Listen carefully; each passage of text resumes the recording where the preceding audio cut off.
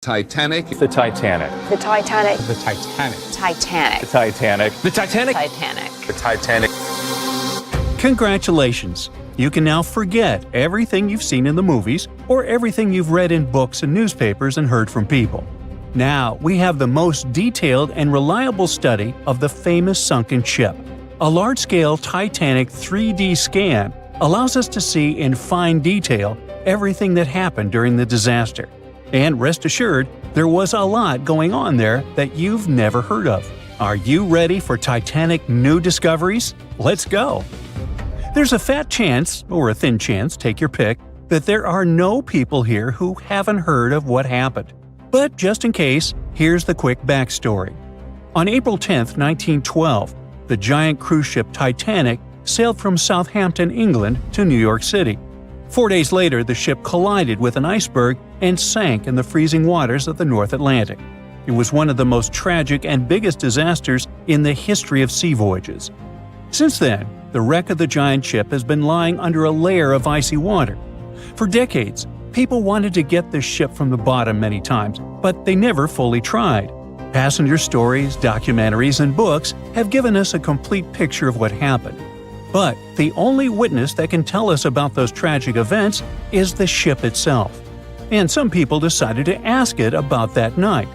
A group of experts, oceanographers and cinematographers, recreated a virtual version of the events and showed it in the documentary Titanic: The Digital Resurrection.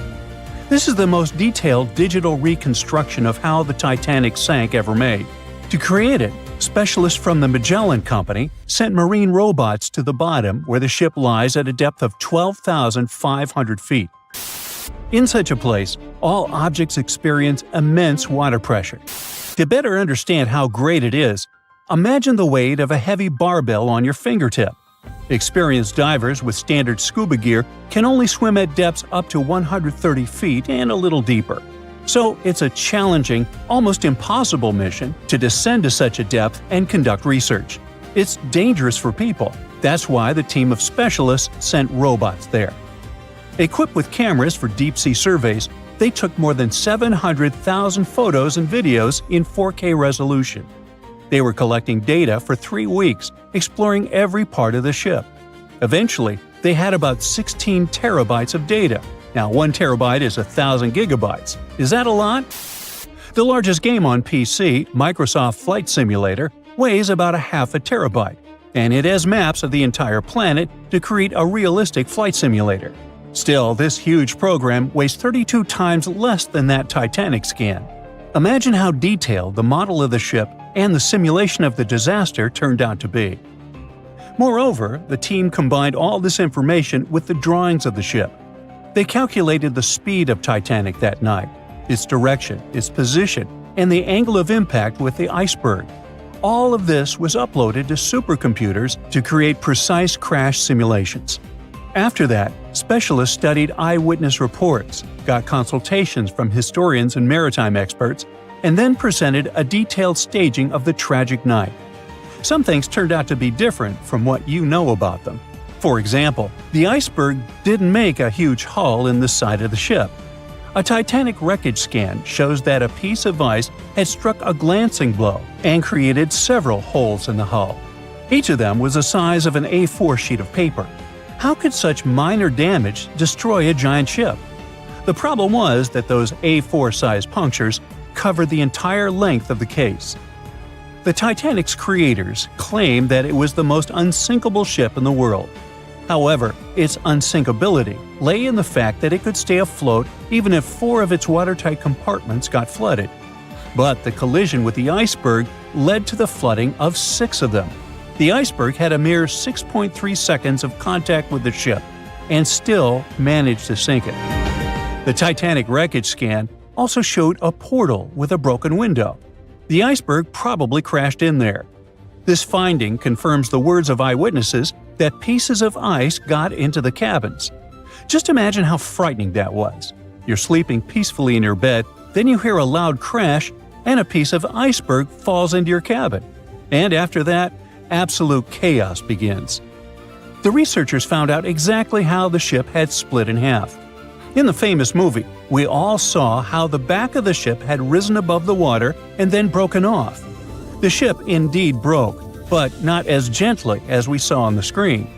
Yeah, the scale of the disaster was terrible, but the reality was even worse. The ship wasn't just broken, it was torn in two. Wooden and metal parts of the ship, pipes, chunks of the hull, walls, everything was torn and bent. The first-class cabins were torn in two. Imagine the screeching of metal that sounded on that cold night. Researchers compared other Titanic facts versus the movie. One of them was a story about First Officer William Murdoch. In the movie, his character attacked passengers who were trying to board the boat. But in reality, everything happened differently. Titanic survivor Charles Lightoller said William Murdoch had drowned when he was trying to lower a lifeboat into the water. He didn't attack anybody, but still faced a tragic fate. There are no exact details, but high-resolution scans have confirmed this version. But one of the most impressive and heroic tales that happened on the Titanic occurred in the boiler room. With the help of robots, experts discovered that one of the boat's steam valves had been left open. This finding only confirms eyewitness stories that the engineers stayed in the boiler room for more than 2 hours after the collision with the icebergs. This group of brave people maintained a power supply until the very end. Why did they do it? Proper lighting on the Titanic helped people safely lower the boats onto the water. Electric power also made the Titanic visible to distant ships. Moreover, passengers reported that the Titanic's lights were on even when it was submerged underwater. The brave feat of the engineers helped save hundreds of passengers' lives. Who knows, perhaps further research of the ship will tell us more about other heroic actions of the passengers and crew members. Actions that will be worth making a movie about. In addition to studying the ship, the researchers also scanned the seabed around the wreckage, where not only parts of the Titanic, but also personal belongings of passengers, including gold coins, pocket watches, combs, shoes, and so on, were scattered. By the way, many of those items have been raised from the bottom and sold at various auctions. You can also see some artifacts from the ship in specialized museums. One of those is called Titanic Belfast and is located in Northern Ireland. It is open to the public. A digital replica of the ship not only shows us how the Titanic sank, but also literally saves the ship. The condition of the wreckage is getting worse every day. Gigantic pressure, cold temperature, water, and marine life, all of this is slowly destroying the vessel. Oh yeah, some companies that organize dive trips to the ship for tourists also pose a danger to the ship. It turns out that there are a lot of people who wanted to go down inside a submersible to the legendary wreck. As a result of some of these excursions, parts of the ship were damaged. Experts predict that within the next 40 years, the unlucky liner may disappear completely. Fortunately, the Titanic 3D scan has provided such a level of detail that you can imagine walking inside it. This means that the tragedy will never be forgotten. Of course, 10 videos like this one won't be enough to cover the full scope of the work that the filmmakers have done. Fortunately, the documentary, Titanic: The Digital Resurrection, is available for viewing. You can watch the movie and also study the 3D models of the ship. Who knows? Perhaps you can make new discoveries. New exclusive photographs, by far the best yet, are in from the Titanic. For most of this century, that... When the first images of the Titanic shipwreck appeared in September 1985, the world stopped. People were glued to their TVs, watching the legendary ship reappear after more than 70 years. Where did the Titanic sink, you ask? It's located about 400 miles off the coast of Newfoundland, Canada. This so-called unsinkable ship rests in complete darkness, about 12,600 feet below the surface. Yep, that's how deep the Titanic is. But even after such a long fall down to the ocean floor, the front part, known as the bow, still looks surprisingly intact. I mean, the railings were still there, the anchor chains too, even the elegant curves of the hull you might recognize from old photos. But the news barely mentioned the stern back then, and there's a reason we still don't talk much about it. You see, these images were about more than just capturing mesmerizing and eerie footage. They were proof of what really happened when the Titanic sank. We were finally getting some answers about this 1912 disaster, when more than 1,600 people lost their lives. And before you Google how many people survived the Titanic, I'll tell you, 706. Among those survivors, several claimed they saw the ship break apart as it went down. Others insisted it sank in one piece, and in the end, investigators agreed with them. Back then, official reports concluded that Titanic had gone down intact. So, for 73 years, that was the official story, until we finally saw the Titanic at the bottom of the ocean. When the Titanic underwater photos were released, they confirmed it.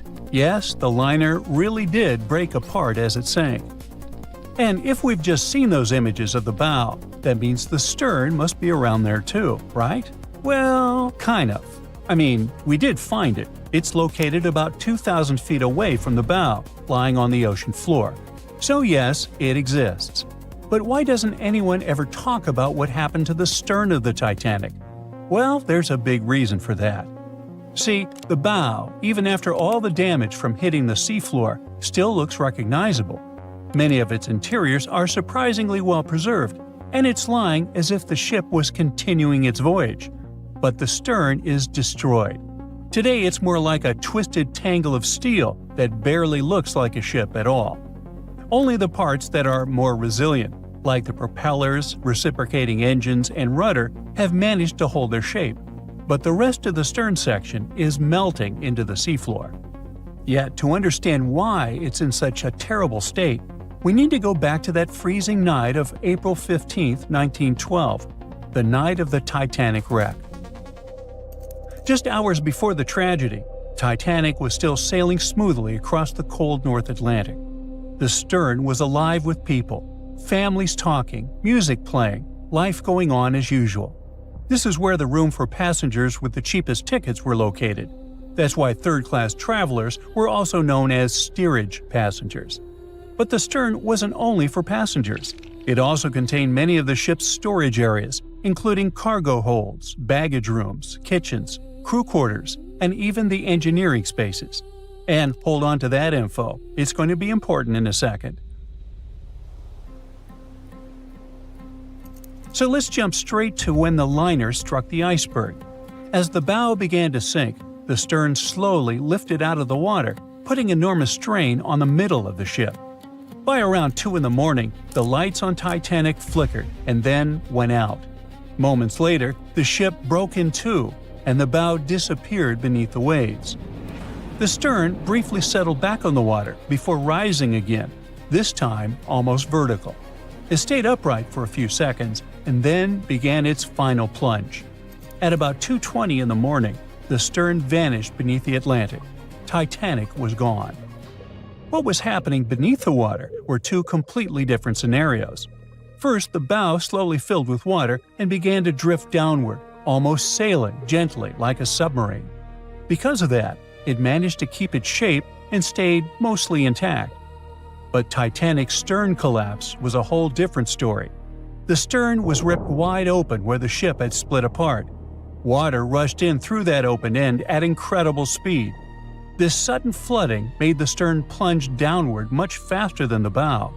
The rush of water created so much turbulence that pieces were ripped off and scattered all around the ocean floor.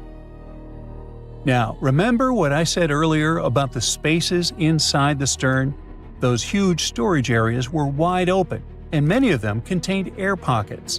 So when the stern section broke away, it still had compartments filled with trapped air. As it spun down into the depths, this increasing water pressure crushed those pockets one by one. The surrounding structure began to implode, scattering pieces of metal, furniture, statues, and passengers' belongings across the ocean floor. So many experts believe the immense water pressure made that section collapse as it sank, and that's why we can't see much of it today. And now you know the answer to the Titanic back section mystery. We don't talk about it much, simply because there's not much left to see. It's like the part of the Titanic story that's too broken or too painful to talk about openly. the side of the ship that truly feels lost. And sorry to say this, but that's the future of the bow, too. I mean, it won't be there forever. The iconic shape of the wreck is changing year after year, and not in a good way. The front part of the Titanic is deteriorating, and one day, it'll be entirely gone. Down on the seabed, the Titanic faces enormous pressure, nearly 390 times greater than at the surface. The good news is there aren't any air pockets left inside the ship, so big implosions won't happen again. But the bad news is that the ship's own weight is now helping to tear it apart. As those 52,000 tons of steel slowly settle into the ocean floor, they twist and pull on the hull. Submersible missions have already spotted large cracks running through the steel plates, and even the decks themselves are starting to cave in. And there's something else. The wreck might look cool and spooky today, but that actually comes from a thick layer of bacteria and microbes covering it. The problem is, they're slowly eating the Titanic. Yep, most of the corrosion happening down there is caused by bacteria, and this is gradually weakening the entire structure. Steel plates, beams, and supports are getting thinner every year. Scientists estimate that the ship is losing between 0.13 and 0.2 tons of iron every single day. Still, even at that rate, the wreck won't vanish overnight. Experts believe it could take up to 420 years for the liner to disappear completely. Until then, we'll keep watching this sad but natural process unfold. Parts of the ship have been falling apart little by little since the night when Titanic sank, and a lot has already changed since we started taking underwater photos, like the railing sections that have dropped and the ceiling in the captain's bathroom that's collapsed. That's why so many expeditions are now focused on capturing footage and detailed scans of the Titanic shipwreck, to preserve its memory before the ocean takes it all. It's our way of keeping the story alive, even as time and nature continue their quiet work. Maybe those hungry bacteria can take a break from their buffet, so that Titanic can rest in peace with many more years to come. By April 1912, the Titanic was the most expensive and unsinkable ship in the world. These days, the sunken Titanic is associated with some of the most expensive expedition tours in the world. Despite the terrible tragedy, people have built profitable businesses using the famous ship, and these businesses can be very dangerous. The Titanic fell to the bottom of the icy waters of the North Atlantic in 1912. It was more than 70 years before people finally discovered the ship. It happened in the 80s, when researcher Robert Ballard carried out a secret mission to search for sunken submarines. In addition to his mission, Ballard also wanted to search for the wreckage of the Titanic if he had the time. In short, he did find the Titanic. This discovery became the beginning of big profits, fighting for customers, lawsuits, and the destruction of the wreckage. Shortly after the discovery, Ballard came to the U.S. Congress and testified about the Titanic he'd found. He suggested making a sea memorial out of the wreck's site and leaving this place untouched. In 1986, Ballard installed a plaque on the Titanic, and the story ended there. But not for long. The Titanic tragedy was a popular theme, so many companies realized they could make a lot of money out of it. In 1987, an American company, Titanic Ventures, descended to the wreckage together with the French National Institute of Oceanography and got about 1,800 artifacts from there. Then the company received the rights from the US government to rescue the Titanic by parts. Over the course of several years, they made several other expeditions and took more than 2,000 artifacts. The company created a museum where it exhibited the found jewelry, interior elements, personal belongings of passengers, and a lot more. Some artifacts were put up for auction. The company made good profits and inspired many others to do the same. For example, let's take a look at this pocket watch. It belonged to a guy named Edmund Stone, who was a first-class steward. The watch stopped at 2:15 a.m. when it fell into the icy ocean water. After almost 100 years, it was sold for 130,000 euros, which is about $135,000, and is far from the highest price. Another item is the Titanic's ship plan. This is one of the most authentic artifacts from the ship, and it had a practical use.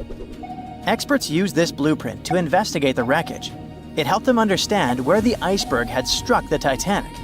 This plan was sold at auction for $320,000. Do you remember that moment in the movie when the ship began to sink and the violinists started playing their last song? It was actually true. There were real musicians on board who were playing till the end. One of them was Wallace Hartley. Unfortunately, he didn't survive the disaster, but his violin did. Even though it's impossible to play it, it was sold for $1.5 million. In general, as you understand, the hunt for the Titanic's artifacts turned out to be quite profitable. Then, director James Cameron came down to the Titanic. In 1997, he released his famous movie with the same name, and the popularity of the Titanic soared. Collecting the artifacts was no longer so interesting. People wanted to go down to the famous ship on their own. The high demand provided a good supply. In 1998, British company Deep Ocean Expeditions organized tours to the Titanic for only $32,500. From that time until 2012, the company conducted 197 dives to the wreckage of the ship, and during this time, the ticket price doubled. The company, Titanic Ventures, which was the first to get an artifact from the sunken ship, later received the name RMS Titanic Inc., and it sued Deep Ocean Expeditions because it believed that its exclusive rights to salvage the ship's artifacts prevented other companies from conducting underwater tours. RMS Titanic won the court case and banned Deep Ocean from conducting expeditions, but this decision was overturned in 1999. In short, litigation and fights between competitors began. People continued to go down to the seabed to see the legendary ship. There were other companies that organized their own tours. Tourists descended to the Titanic inside underwater bathyscaphs. In 2001, an American couple had a wedding inside an underwater vessel that floated next to the Titanic deck. The profit was growing, customers were coming, and everything was fine, not counting the Titanic itself. The more tourists came down to the ship, the more damaged it got. People wanted not only to see, but also to touch the wreckage. The bathyscaphs could accidentally hit the ship and break apart its parts. The churning of the water caused by boat propellers could also damage the old ship. During one expedition, a bathyscaph crashed into the Titanic, but those who did it kept silent about this incident. In addition, the seabed where the ship lies is littered with garbage. Bottles, chains, weights, nets that people left during rescue operations and tourism. More than 100 years after the tragedy, the Titanic has finally received UNESCO protection. This means that many countries have received the right to prohibit going down to the Titanic, taking artifacts from there and selling them. The saddest thing is that this hype around the Titanic led to another tragedy. In 2023, OceanGate Expeditions conducted a tour on a submarine with 5 people. This was the famous Titan bathyscaph you've probably heard about. So, the Titan began its dive to the Titanic, and after 1 hour and 45 minutes, communication with the bathyscaph was lost. Something broke in the boat, depressurization started, and in a split second, the huge water pressure crushed the Titan. Despite the danger of such a dive, there are many people who want to go on an expedition to the Titanic to see the ship with their own eyes. They're not even deterred by the price of such a tour, which has increased by several times. But for those who don't have several $100,000, oceanographers and divers have created a digital copy of the sunken Titanic. Using a computer, you can visit the ship, walk through its halls, cabins, and deck. The copy has preserved some parts of the ship which don't exist anymore. For example, the famous railings on the ship's bow where Leonardo DiCaprio hugged Kate Winslet have recently collapsed. And you can also visit museums dedicated to the Titanic. There, you'll see various photos, elements of the ship, personal belongings of passengers, and many other artifacts. Anyway, if you have a lot of money and you still want to go down to the Titanic, think twice. And in general, ordinary scuba diving is a rather dangerous thing. These are the problems it can cause. When you dive underwater without preparation and come up too fast, you're likely to encounter decompression sickness, which is also called the bends. Due to the rapid decrease in the pressure that surrounds you, nitrogen bubbles move through the body and might cause paralysis, severe discomfort, spinal cord damage, and many other troubles. Wait a minute, what are nitrogen bubbles doing in your body anyway? Your cylinders contain compressed gas that consists of nitrogen and oxygen. And when you inhale this substance and the pressure around you sharply decreases, nitrogen accumulates in bubbles. According to Henry's law, the solubility of gases in a liquid is directly proportional to the external pressure. The liquid is flowing in your veins and arteries, and the external pressure is tons of seawater around you. Any change in your body pressure can also cause loss of consciousness, and underwater depths are not the best place to faint. Check out on YouTube what happens to people who don't adhere to safety regulations and experience the bends. You'll see that this is a rather unpleasant feeling. What if you get a bad instructor, or you panic and start rising too fast? Or the depth might turn out greater than you expected. Of course, when you're inside a bathyscaphe, looking at the Titanic through the window, you feel much more comfortable. But if you're going to scuba dive to big depths, good preparation is vital for you.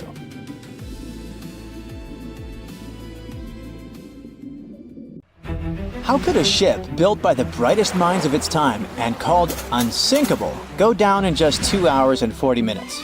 Maybe we can crack the mystery by diving deep into the bolts of the Titanic. And I mean that quite literally. It all started with a fancy dinner in London back in 1907. Lord William James Parry had a big idea and needed the right people on board. He invited the director of the British shipping company, White Star Line, over to chat. White Star was already riding the waves of success with transatlantic travel, making a fortune taking emigrants to America. But the competition was fierce. Cunard, one of their biggest rivals, had just launched 2 sleek, fast ships, the Lusitania and the Mauretania. These ships were the latest and greatest in both speed and luxury. Parry wasn't about to let that slide. As chairman of an Irish shipbuilding company, he figured if he teamed up with White Star, they could dominate the scene. That same night, over dinner, they started dreaming up an entire fleet of ocean liners. The Olympic, Titanic, and a third ship that eventually became the Britannic. Soon those ideas were being turned into reality. The construction of the Titanic and its twin, the Olympic, kicked off.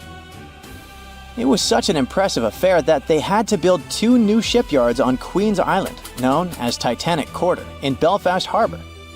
But building something that massive? Way easier said than done.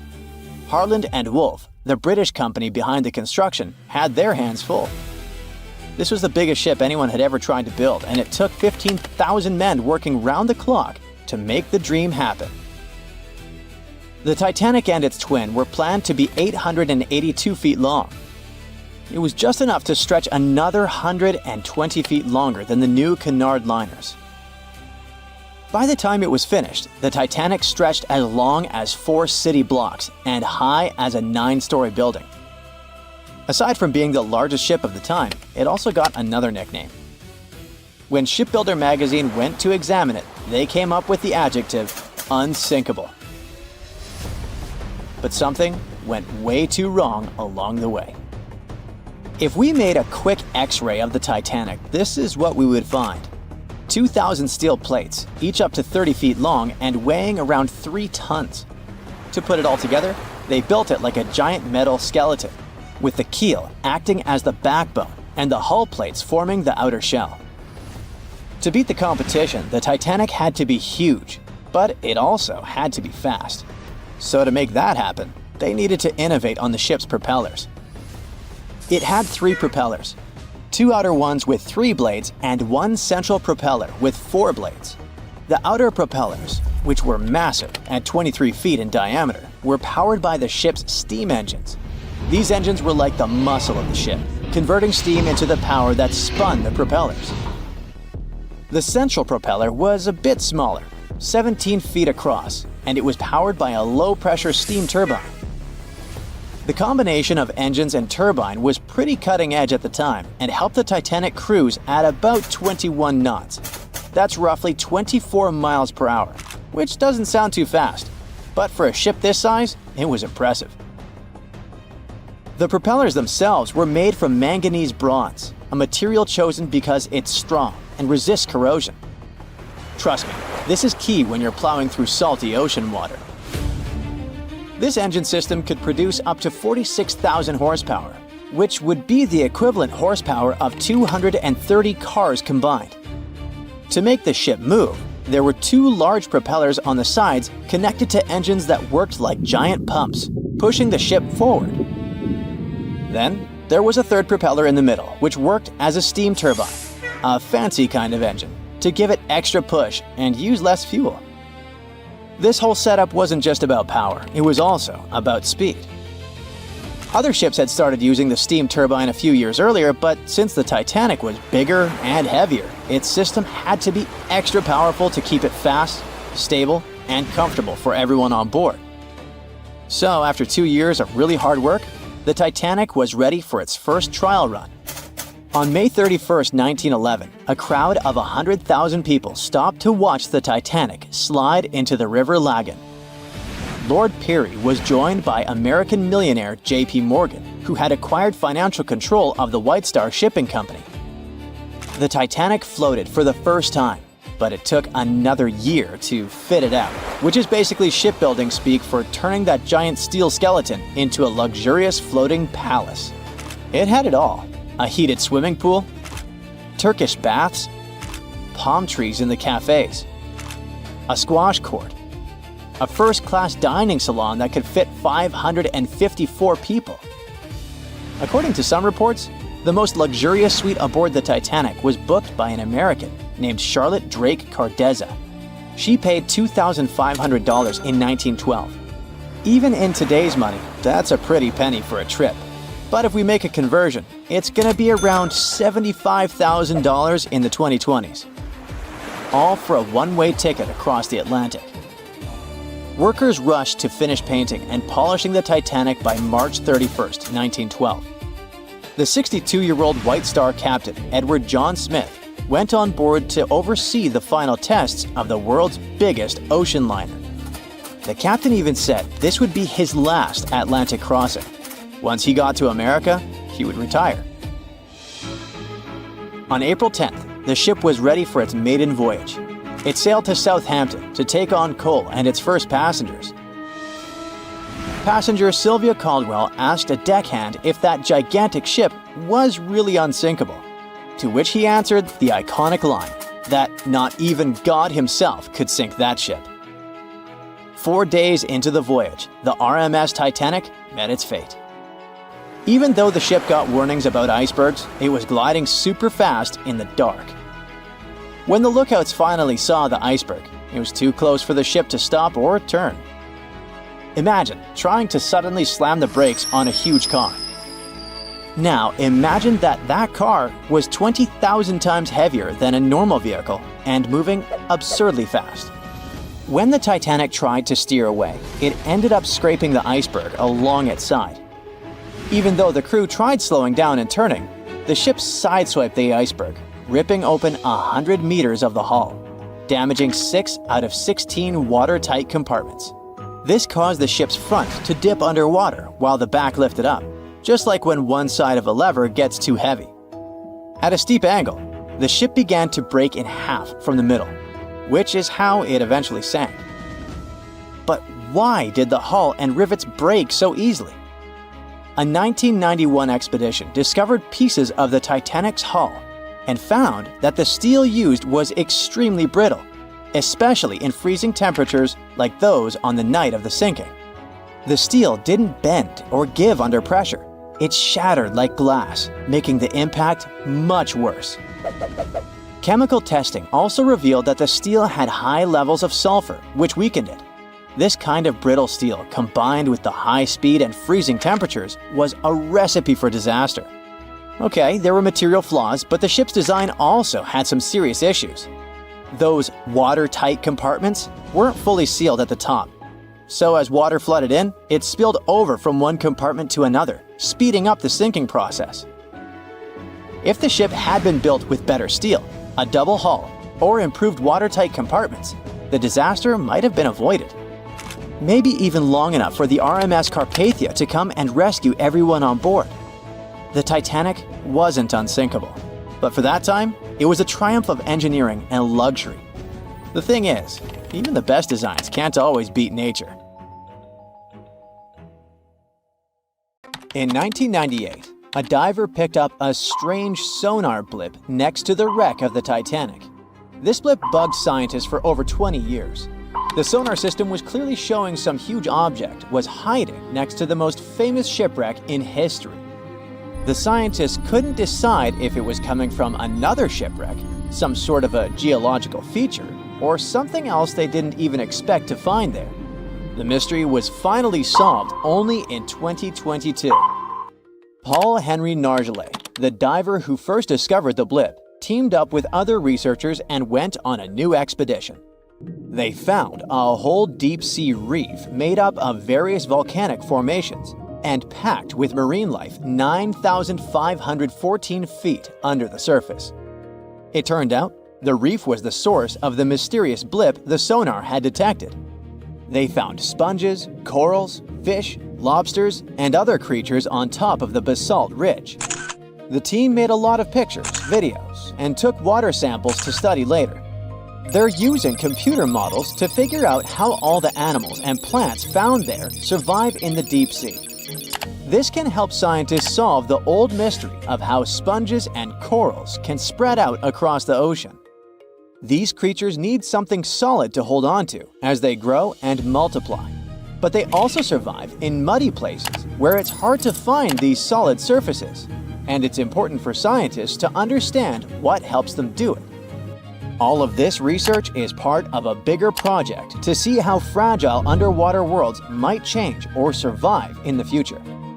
There's another mystery near the Titanic that Nargeolet wants to explore in the future. He noticed another blip between the Titanic and a newly discovered reef a long time ago. Nargeolet thinks this new mystery object might be even bigger than the reef. The Titanic is lying on the ocean floor in two big pieces pointing in different directions. After it had sunk, the boilers, which show where it went down, were found about 600 feet east of the back end of the ship. The bow of the Titanic remained intact when it hit the seabed, but the stern was completely mangled because of the implosions it went through during the descent. The air trapped within the structure just couldn't handle the increasing pressure of the water deep down. Some people who survived the famous shipwreck mentioned that they had seen the ship break in half as it was sinking. At first, no one believed them. But now we know that the Titanic really did split apart between its second and third funnels as it was going down into the water. It took the most famous ship in history 2 hours and 40 minutes to submerge completely. The collision let water flood 6 out of 16 watertight compartments. As the water gushed into the starboard side, the ship started to tilt down in the front and a bit to the right. By midnight, the damaged compartments were spilling water into others. Water started flooding through anchor chain holes, and by 2 a.m., the bow was sinking and the stern's propellers were lifted out of the water. The ship kept flooding until the moment the bow went under the water and the stern went up at a steep angle of almost 45 degrees. The weight of those massive propellers stressed the ship's midsection. The steel just couldn't handle it and failed. Survivors described that moment as some loud noise, like breaking china. That was the Titanic's upper structure giving in. By 12 past 2 a.m., the bow and stern were only connected by the inner bottom structure. Minutes later, the bow, weighing around 16,000 tons, broke loose from the stern. The stern rose sharply to an almost vertical position and started sinking slowly. By 2:20, it disappeared underwater. During the descent, the big funnels were torn off, dragging along cables and other parts of the ship's deck. The ship's front mast also broke and fell, smashing onto the bridge area. The wheelhouse where the captain steered the ship was probably destroyed when the mast came crashing down. The bow was cruising down at about 23 miles per hour and had hit the ocean floor almost half an hour before the stern. The hit was so hard that it bent and broke parts of the ship even more. The decks at the back of the bow collapsed on top of each other. The area around the bridge where the ship was controlled looks especially damaged, almost like a giant fist had squashed it. The roof and sides of the officers' quarters and the gym were pushed in, and railings were bent outwards. Some experts think that when the bow suddenly stopped sinking, a powerful blast of water caused by the sudden halt smashed down onto the wreck. It caused even more damage, but you can't see the damage from when the Titanic hit the iceberg anymore because it's buried under the mud. If you want to go check it out yourself, you must know that the waters around the Titanic are still really, really dangerous. First off, the icebergs are still wild in the area. In 2019, a total of 1,515 icebergs floated far enough south to get into the paths where ships travel across the Atlantic Ocean between March and August. Second, sunlight can only reach about 3,300 feet below the surface, and beyond that, it's completely dark. The area where the Titanic lies is called the Midnight Zone because there's no light at all. When scientists go down to explore the Titanic, they spend over 2 hours descending through pitch-black water before the ocean floor suddenly appears under the lights of their submersible. Seeing anything down there is tough because the submersible's lights only light up a few feet ahead, so it's easy to get lost. To help find their way, explorers use detailed maps of the Titanic wreck site, built over many years, and special tools like accelerometers and gyroscopes to track the ship's position and orientation. Even with all this technology, it's still really hard to find your way down there. Plus, the deeper you go in the ocean, the more pressure there is from the water all around. At the bottom of the ocean where the Titanic rests, the pressure is about 390 times higher than what we feel at the surface. Because of this, subs need to have really thick walls to survive these extreme conditions and keep the people inside safe. The currents down there aren't as powerful as on the surface, but sometimes so-called benthic storms can create powerful underwater currents that can sweep things away from the ocean floor. The Titanic is affected by them. The currents near it mostly flow from east to west and from northwest to southwest, but they can change direction a lot, especially around the bow section of the wreck. Many experts think that over time, these currents will move enough sand and mud to cover the Titanic wreck with layers of sediment. After more than 100 years underwater, the Titanic slowly started to break down. Tiny microbes have been eating away the metal over the years. This created rusty icicle-like formations called rusticles. These rusticles are making the ship fall apart even faster, especially on the back part. Scientists believe this wreck is breaking down 40 years faster than the front. The wreck is slowly collapsing bit by bit every year, but as long as no one touches or goes inside it, it should stay mostly intact for now. And finally, scientists have found evidence that huge landslides happened around the Titanic wreck long ago. These landslides sent tons of sediment sliding down from the nearby continental slope. They think the last big landslide like this happened tens of thousands of years ago and left layers of sediment up to 328 feet thick. But don't worry, these events are super rare.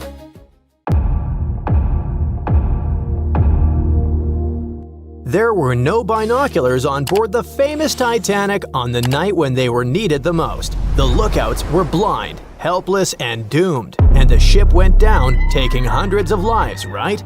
Well, it's just one of the many myths from a whole ocean of half-truths, rumors, and dramatic retellings the Titanic is still sailing in. There were binoculars on board. The real issue was access. The binoculars were locked in a cabinet in the crow's nest, which is the lookout point, but the key went missing. A crew member named David Blair, who was supposed to be on the Titanic, was reassigned to a different ship at the last minute. He forgot to leave the key behind. The key to saving hundreds of lives, literally, was sitting in his pocket far away as the Titanic was going down. But we'll never find out what would have happened if the key had been there. The sky was clear that night, but there wasn't a moon to light the way, and there was no wind, so the sea was glassy, and there were no ripples, which are the usual warning signs of icebergs floating around. Then there's the idea that the Titanic was racing across the Atlantic to break a speed record, but historians disagree. The Titanic's crew knew there was ice out there, but instead of slowing down, they just kept going, cruising around 22 knots. That's only a couple of knots slower than her top speed, but the Titanic wasn't being pushed to her limits. Many of her furnaces weren't even fully stoked. And it was normal practice for that time to just keep going and trust those on the lookout to spot the ice before the ship hits it. Those massive Atlantic liners weren't about taking it easy. They were about being perfectly on time. Ships like the Titanic were basically the express trains of the sea, and any delay would have been a PR disaster. So, yeah, they knew the risks, but didn't think it was a big deal. After all, plenty of ships had close calls before and came out okay. They didn't see ice as a huge threat those days, and weren't even afraid of head-on collisions. And have you heard that the White Star Line, the company that owned the Titanic, marketed it as unsinkable? In 1910, the company was hyping up their two new ocean giants, the Titanic and her sister ship, the Olympic. Their ads proudly declared these ships were designed to be unsinkable. What the company meant by it was that, on paper, the design should keep them afloat. Later on, they even had to clarify that they never promised the ships were actually unsinkable. By 1911, before the Titanic even hit the water, magazines were already running wild with the idea. Writers were calling her practically unsinkable, pointing to her fancy new watertight compartments as proof. And just like that, a legend was born before the ship even left the dock. After she went down, even one of White Star Line's own executives admitted during the official inquiry that when he first heard the news, he didn't believe it. He genuinely believed the Titanic couldn't sink. But that whole unsinkable thing was never the main selling point. White Star Line wasn't really pushing safety, but selling luxury. The Titanic was supposed to be the crown jewel of ocean travel, massive, elegant, and dripping in comfort. Another story that just stuck with us is that before the iceberg even struck, a coal fire was burning away in one of the Titanic's bunkers. It weakened the ship's hull and made it more vulnerable. Some people even say that fire caused or accelerated the sinking. Well, it's partially true. There was a coal fire in one of the Titanic's coal bunkers before the voyage. Fires in coal bunkers weren't unusual in steamships of the time. They could smolder for days. But it was nothing like a fire that would be raging uncontrollably. Historical timelines, crew logs, and structural analysis all indicate that a fire of such intensity and in such a position couldn't have caused fatal structural damage. If the fire had done that much harm, the ship might have failed even before the collision. But the Titanic stayed afloat for over 2 hours, which means the real villain was still the iceberg. Another twist to the fire story is that it could have distracted the crew, preventing them from dealing with the iceberg situation properly. That sounds more plausible, but still, that's not the same as saying the fire was the real culprit. Speaking of the real culprits, there's no doubt it was an iceberg, but the scale of disaster it caused was way more subtle than a big movie-style gash in the hull. Instead, it produced many tiny fractures in the ship's rivets, seams, and metal joints. Each fracture was almost unnoticeable, but because the ship was cruising, the water was steadily running through those micro gaps under pressure. It slowly seeped into multiple compartments and filled 6 of the watertight sections. The Titanic lingered, hovered, took on water, and was failing compartment after compartment. She sank over a period of 2 hours, rather than going down in minutes. If the iceberg had catastrophically torn open the hull, the ship would have gone down almost immediately, and people would have had no time to react and escape. Sadly, not all of them had that chance anyway. You probably recall the heartbreaking scene from the Titanic movie, where third-class passengers attempt to escape to the decks, but they are locked below in their section. Well, it's only partially true. Yes, there were barriers separating passenger classes, but they were mostly in place to comply with U.S. immigration laws. Third-class passengers going to America in search of a new life had to pass health checks and immigration processing. That's why they were traveling on separate decks. There were some lifeboats for them, although not in the third-class sections of the ship, so they would have to navigate a maze of corridors and stairs to reach the top. And many of the third-class passengers didn't even want to try, as they didn't want to leave their luggage behind. In the end, only about a quarter of the third-class passengers survived, but no one forcefully kept them on the lower decks. Now let's switch gears and discuss the Titanic facts that people used to deny or overlook, but which have since been proven true.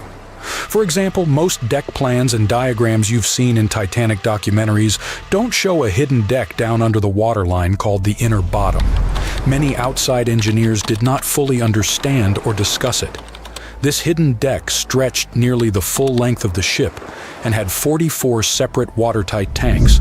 Most of them were for water ballast, some for fresh water. There were also wing tanks, port and starboard, which helped with balance. The inner bottom was like the ship's built-in organizer. It divided the Titanic into separate sections, allowing different parts to remain balanced and easier to control. It was designed to stay afloat with up to 4 of the forward compartments flooded. Sadly, the rendezvous with the iceberg opened 6 compartments, and you know what happened next. And finally, my personal favorite Titanic myth is that the ship split cleanly in half, like some Hollywood action scene. Blame James Cameron for that one. We all cried when we saw it, but reality was way uglier. For many years after the tragedy, survivors couldn't all agree on what they saw. Some said the ship went down whole. Others swore it broke apart. No one believed the second group until the scientists found the wreck in 1985.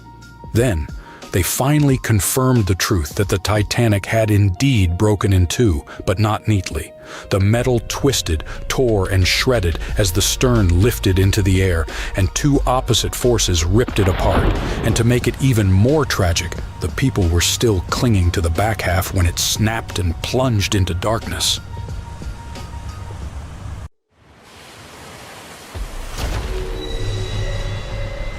Over 1,500 people lost their lives in this part of the ocean, so maybe it's a prudent idea to stay away from it. The spot where RMS Titanic sank remains dangerous. I mean, yeah, there are still huge icebergs out there, but there are even bigger threats lurking beneath the surface. Titanic is sitting about 12,500 feet underwater, nearly 400 miles southeast of Newfoundland. It's been down there for over 100 years.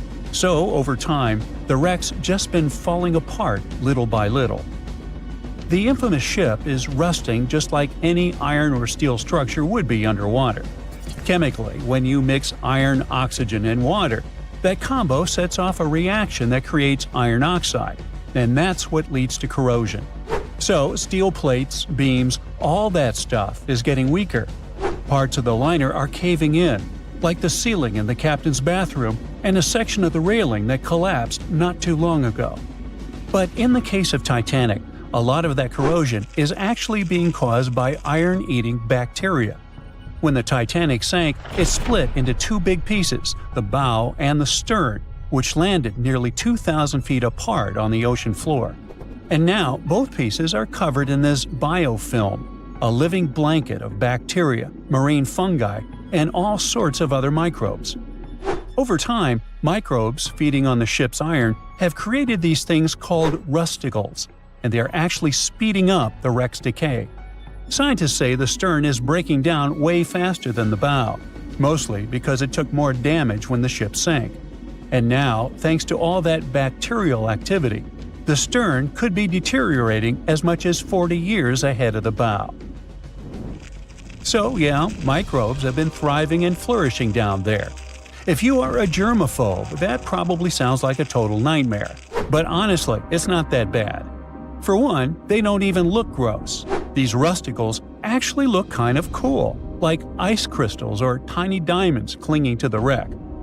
And don't worry, you are not in danger. As long as you keep a safe distance from the wreck, no direct contact, and definitely don't go poking around inside, there really is no risk. Speaking of getting dangerously close, we've got to mention the Titan submersible disaster. You know, the one that catastrophically imploded back in 2023 during a trip to the Titanic wreck. Sadly, all 5 people on board lost their lives. Even though this trip was sold as a tourist adventure, going that deep in the ocean is no joke. It's terrifying, cold, and dark. Sunlight gets absorbed by water and can't reach much farther than about 3,300 feet below the surface. Past that point, the ocean is in total darkness all the time. Titanic lies within a region known as the Midnight Zone for this very reason. The few brave people who have visited the wreck say the descent takes over 2 hours through complete darkness. Then, out of nowhere, the ocean floor just pops into view, lit up by the submersible's lights. The second big challenge is actually finding the wreck. At that depth, navigating is no easy task. When you reach the bottom, you really don't know exactly where you are. You're just kind of fumbling around in the dark, knowing that Titanic is somewhere down there, but you can't see it. However, detailed maps of the Titanic site, made from decades of high-res scans, really do help. As the wreck starts to come into view, they can use those maps to stay on track. Plus, sonar and sensors let the crew notice features and objects even if they're way beyond the sub's tiny light pool. For example, the Titan submersible had a sensor called the Doppler velocity log. This one sent out sound waves to measure how fast the sub is moving and how deep it is, based on its distance from the ocean floor. Still, passengers on previous trips to Titanic in this submersible have said how tough it is to find their way once they reach the ocean floor. And we can't forget about the pressure. The deeper you go in the ocean, the more pressure the water puts on everything. And the pressure is crazy high at the Titanic's wreck site. To put it into perspective, it is about 200 times the pressure inside a car tire. That's why submersibles need super thick walls to handle it. So yeah, the water around Titanic has creepy microbes, pitch-black darkness, and insane pressure. But there is one more thing happening down there, and that's unpredictable currents. You're familiar with them. I mean, when you swim in the sea, you can usually feel the currents pulling you from side to side. But the deep ocean has its own set of underwater currents too.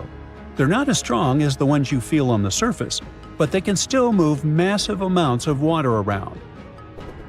These currents can be caused by things like wind, differences in water temperature and salt, and even strange storms down on the ocean floor called benthic storms.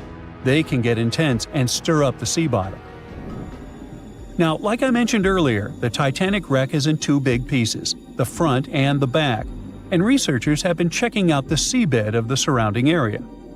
One part of the wreck is near this cold underwater current called the Western Boundary Undercurrent. It flows south and moves mud and sand along the ocean floor, creating ripples and patterns that show how strong or weak the current is. Most of the time, the currents there aren't very strong. They even found sand ripples near where all the Titanic debris landed, like furniture, coal, and just random stuff from the ship. And those ripples are showing a current flowing from east to west. But inside the main wreck site, things get a little wilder. The water flows more from northwest to southwest, probably because all the huge chunks of the ship are messing with the flow. Around the south side of Titanic's bow, the currents get unpredictable too. They keep switching directions, from northeast to northwest to even southwest. It's like the ocean's just doing its own thing down there.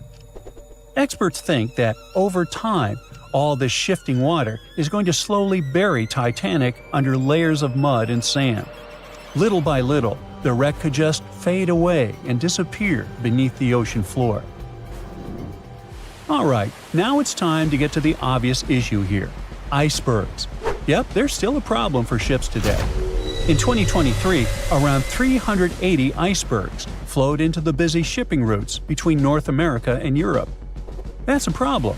You see, the bigger the iceberg, the easier it is to spot and avoid. Smaller ice is a lot harder to detect, though it's no less dangerous.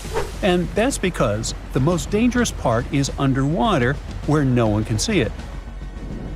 Think about the iceberg that sank Titanic. Passengers saw about 100 feet of it above the water, but it's believed that's only 16% of its total size. Experts say the rest, hidden beneath the waves and much larger than what's visible, could stretch down several hundred feet. Now, the good news is that, unlike Titanic's day, we have much more technology now to spot icebergs in time. Modern ships have radar and satellite imagery that can pick up icy threats hiding in the dark. Some vessels even use sonar and thermal imaging to see through fog, helping the crew to spot icebergs above the surface. GPS and AIS pick safer routes, and monitoring centers around the globe send out real-time alerts, like having a personal iceberg spotting assistant.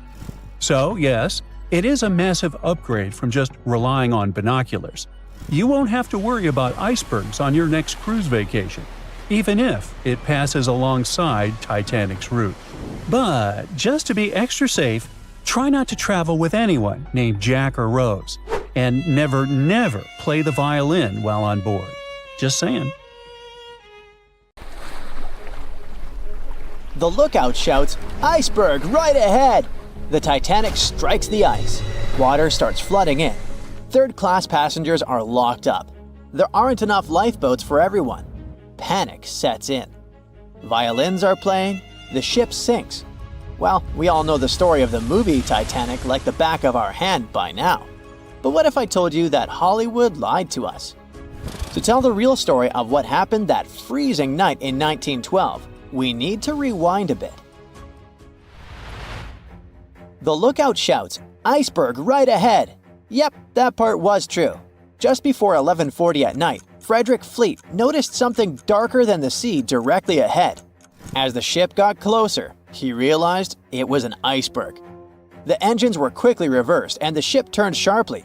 Instead of hitting it head-on, Titanic scraped along the side of the berg, sprinkling ice on the forward deck. If you remember, in the movie, Jack and Rose are having a romantic moment when they feel the ship shudder after hitting the iceberg. Everything shakes as if they were in the middle of a light earthquake. Some real-life passengers reported feeling something similar after the impact, but according to Titanic survivor Frank Prentice, it wasn't exactly like that. He said there was no impact as such, and it all felt more like slamming on your car brakes. The ship stopped, and that was that. Some people even slept right through the collision, confirming that there wasn't such an abrupt impact. Mr. Prentice, curious about what had happened, left his cabin and went out to the deck. When he got there, all he could see was a little ice on the surface, not the towering iceberg that Jack and Rose saw. But as we all know by now, the real damage happened below the waterline, where the iceberg had a jagged spur that slashed a 300-foot gash in Titanic's hull. Once the crew realized how severe the damage was, they immediately began sending distress calls to nearby ships, asking for help. At some point in the movie, the radio operator goes to the captain and says there is only one ship nearby, the RMS Carpathia, which later ends up rescuing many passengers. But in real life, there were more ships around. It's believed that the SS Californian was only about 23 miles away. This ship might have actually seen the Titanic sinking, or at the very least, seen its rockets exploding high in the sky. Yet, for reasons we will never fully understand, they didn't try to help. Let's get back to the story. Now, people need to get off the ship. At 12:45, lifeboat number 7 was the first to be lowered. Just like in the movie, women and children were told to go first. But in reality, some women were hesitant and even refused to get into the lifeboats. Mr. Prentice said this happened mainly for 2 reasons. First, these lifeboats were high and passengers were terrified of the 70-foot drop from the deck to the ocean below. And second, most women didn't believe the Titanic would actually sink. It was called unsinkable after all. So the idea of getting into a lifeboat seemed pointless at the time. This mindset probably explains why Eloise Smith, a first-class passenger, recalled that there was no panic or chaos at first. Other survivors backed this up, saying that no women or kids were crying. But one thing that was indeed concerning, at least for the crew, was the possibility that the lifeboats might buckle under too much weight. This is one of the theories why the first few lifeboats left carrying only a fraction of their full capacity. Like lifeboat number 7, which only carried 27 people in it, even though it could hold up to 65. In total, Titanic had 20 lifeboats, which could carry about half of the 2,200 people on board that night. But that didn't happen. And now we know the passengers had no idea there weren't enough for everyone. As women were calmly getting into the first lifeboats, musicians headed up to the deck. Their only goal was to play and keep the passengers calm. That's a pretty well-known fact. But the real story is that some survivors said they never saw or heard the band. No violinists whatsoever. It's not like Hollywood misled you, though. The musicians did play for over 2 hours after the ship had hit the iceberg. So maybe these passengers were just too panicked to notice the songs, or the musicians started playing later than we think. Now, it's time to talk about the terrible treatment that third-class passengers received. The movie portrayed the crew as cruel, locking the less fortunate below deck like animals, giving them no chance to reach the lifeboats and save their lives. But the official inquiry into the disaster suggested that wasn't true. I mean, yes, fewer third-class passengers survived compared to those in first and second class, but there were other factors at play. Many third-class passengers were reluctant to leave the ship, clinging to their belongings, and had a harder time making their way up from the cabins, which were at extreme ends of the ship. Some survivors confirmed that they were not locked up. In fact, it was quite the opposite. Mrs. George Wabi, a Lebanese woman traveling in third class, said that when chaos had erupted, some brave crew members and well-dressed first-class passengers had actually helped her get up to the first-class deck and eventually onto a lifeboat. At first, the Titanic was sinking slowly, bit by bit. Passengers reported seeing the water rising and hearing pops and cracks. Then, there was a loud boom. Some said there had been just one explosion, while others described it as a series of smaller explosions, which they'd thought had been the bulkheads giving way. And there's also a group of people who said they had only heard a rumbling sound. So not everyone agreed on the sound they had heard, but one thing is a fact. By 2:18 in the morning, the lights on Titanic went out, and the ship plunged into complete darkness. As the bow continued sinking, the stern rose out of the water, putting immense pressure on the middle of the ship. This caused the Titanic to break in two. In James Cameron's movie, this moment is pretty dramatic, with the ship sinking almost straight down into the water. But in reality, the break probably happened at a much lower angle, likely just below the waterline. Even so, it tilted enough that people couldn't stay on their feet and started sliding into the water. One interesting thing is that it wasn't until the wreckage was found in 1985 that it was finally confirmed the Titanic had broken apart. Up until then, survivors had given conflicting stories. At least 8 survivors claimed they had seen the ship split. Emily Ryerson, a first-class passenger, described it as if the Titanic had been sliced in half with a knife. But there was also a small number of witnesses that insisted Titanic had gone down intact. At the time, this theory was more accepted because most people still didn't believe that the supposedly indestructible ship could break in half. So why the conflicting reports? Okay, so what you don't see in the movies, for obvious reasons, is how incredibly dark it was when the tragedy happened. It was like being in a room with no light, where you can only make out shapes and shadows. That's what it was like on the lifeboats. This means passengers couldn't really see what was happening, and most of those who were close to the ship either lost their lives or were too focused on trying to survive to pay attention to the details of the wreck.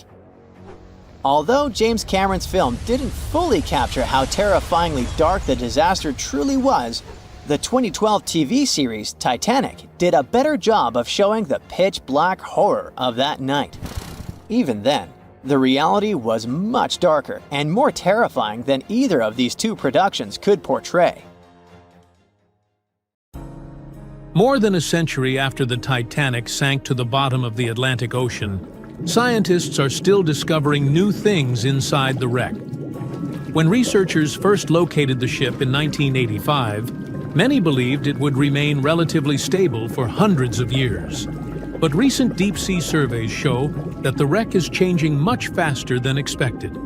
Entire sections of the ship are weakening, steel structures are collapsing, and some of the most recognizable parts of the Titanic have already disappeared. But the ship itself is only part of the story. The ocean floor around the Titanic has become one of the most unusual underwater archaeological sites ever discovered. When the ship broke apart during the sinking in 1912, thousands of objects were scattered across the seabed as the bow and stern sections descended. Today, that debris field stretches across several square kilometers and contains more than 5,000 documented artifacts from the ship and its passengers. Over the past few decades, robotic submarines and deep-sea expeditions have recorded thousands of personal items that once belonged to people on board. Some of the most striking discoveries include luggage, jewelry, watches, shoes, and personal belongings that remained preserved in the cold, dark waters of the deep Atlantic. Leather suitcases have been found still closed, protecting clothing and documents inside. In several cases, even paper labels and fabric patterns were still visible after more than 100 years underwater. One particularly well-known artifact is a gold pocket watch recovered from a passenger. The watch had stopped at 2:28 in the morning, only minutes after the Titanic disappeared beneath the surface. Several similar watches have been found over the years, giving historians a clearer idea of the timeline during the ship's final moments. Jewelry has also been recovered from the wreck site. Expeditions have found diamond rings, gold necklaces, brooches, and other valuables that once belonged to first-class passengers. Some of these items were later matched to passenger records and family archives, allowing historians to identify the original owners. Researchers have also discovered sealed bottles among the wreckage. Several wine bottles recovered from the debris field were still intact after more than a century on the ocean floor. The corks remained sealed because of the enormous water pressure at that depth. Not all discoveries are glamorous, though. Scientists have also found everyday objects that give a more personal look at life aboard the Titanic. These include shaving kits, perfume bottles, eyeglasses, combs, shoes, and even unopened tins of food. In many places, the organic materials have decomposed, but the objects themselves remained in place on the seabed. One of the most haunting discoveries made during early expeditions involved pairs of shoes lying next to each other on the ocean floor. Researchers believe these shoes mark locations where passengers likely came to rest after the sinking. Over time, the bodies decomposed, leaving only the footwear behind. All of these artifacts help historians better understand what life was like aboard the ship during its final voyage. But while these objects remain scattered across the seabed, the wreck itself is slowly disappearing. To understand why, it helps to look at the extreme environment where the Titanic lies today. The wreck sits nearly 3,800 meters below the surface of the North Atlantic Ocean. At that depth, the pressure is more than 380 times higher than at sea level, and temperatures usually stay between 1 and 2 degrees Celsius.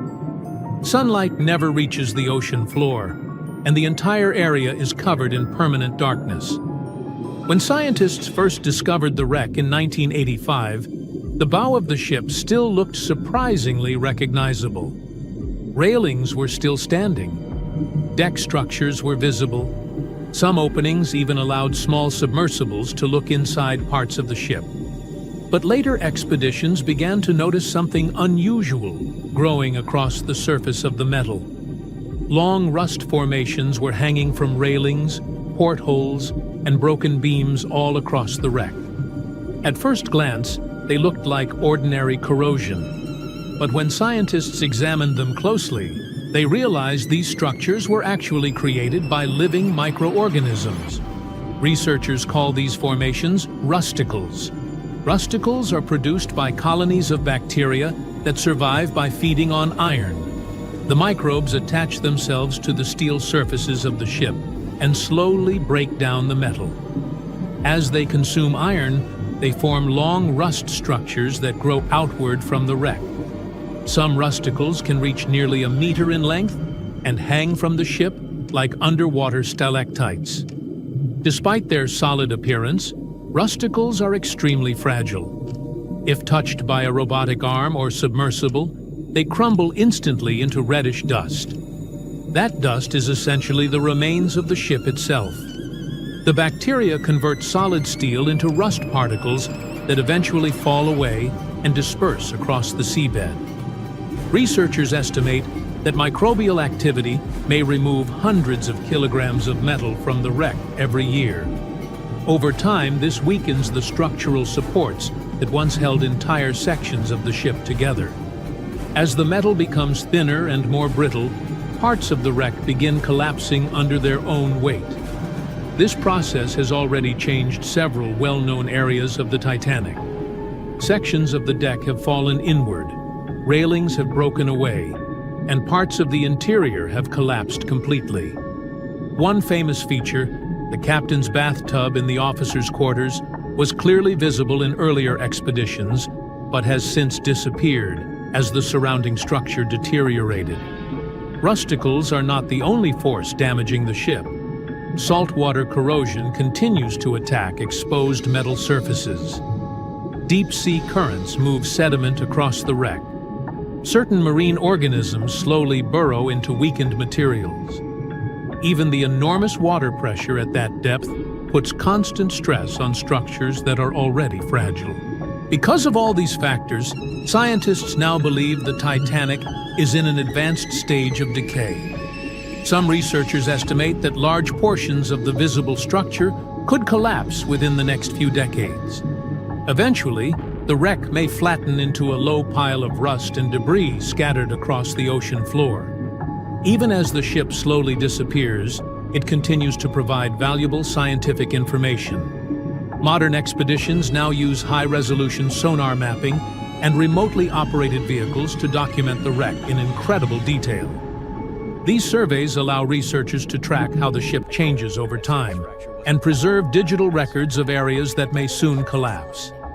Detailed mapping of the debris field has also helped scientists understand how the Titanic actually broke apart during its sinking in 1912. Earlier theories suggested the ship split cleanly in two near the ocean surface.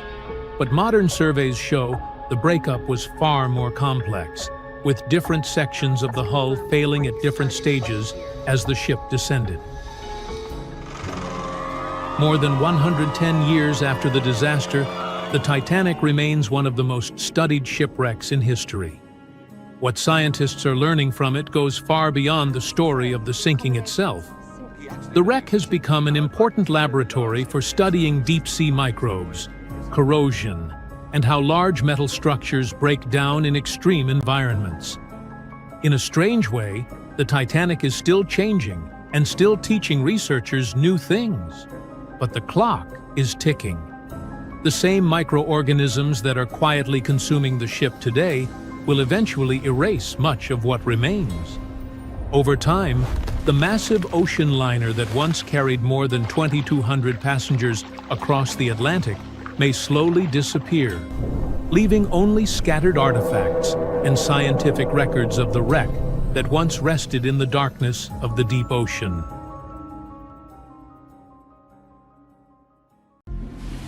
Have you ever wondered how much of the Titanic is left these days?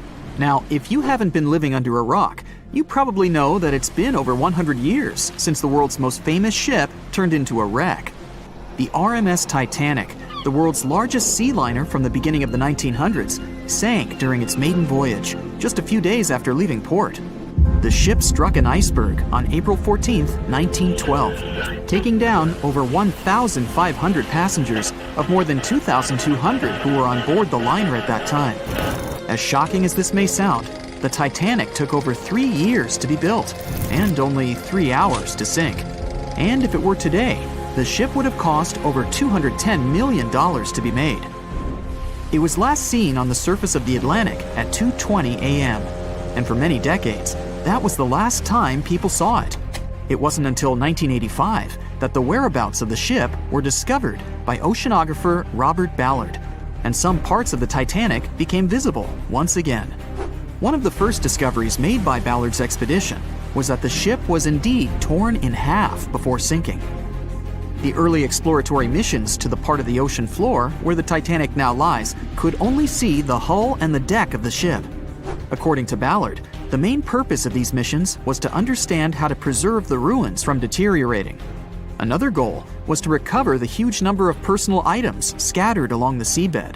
The explorer later said the view down there was as shocking as it was emotional. In the field of debris around the wreck, the oceanographer discovered plenty of small objects and personal belongings, many of which he brought back to the surface. There were shoes, some fancier than others. There were pieces of clothing that belonged to crew members, and there were huge propellers. If on the surface they gleamed and shined, on the ocean floor they were embedded and devoured by sand. Ballard pointed out that the area where kitchenware was scattered measured more than a mile in length. There were enough plates, pots, and pans to fill up an entire industrial kitchen.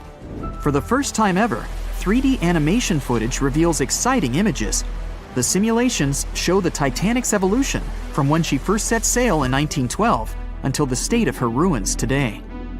But simulations weren't enough for deep-sea explorer James Cameron, who envisioned traveling to the heart of the wreck for the first time ever in the history of the ship. Yep, the same James Cameron who happens to be the director of a very famous movie about the ship. He has now dived 33 times to visit the wreck of the Titanic. Here's some fun trivia for you.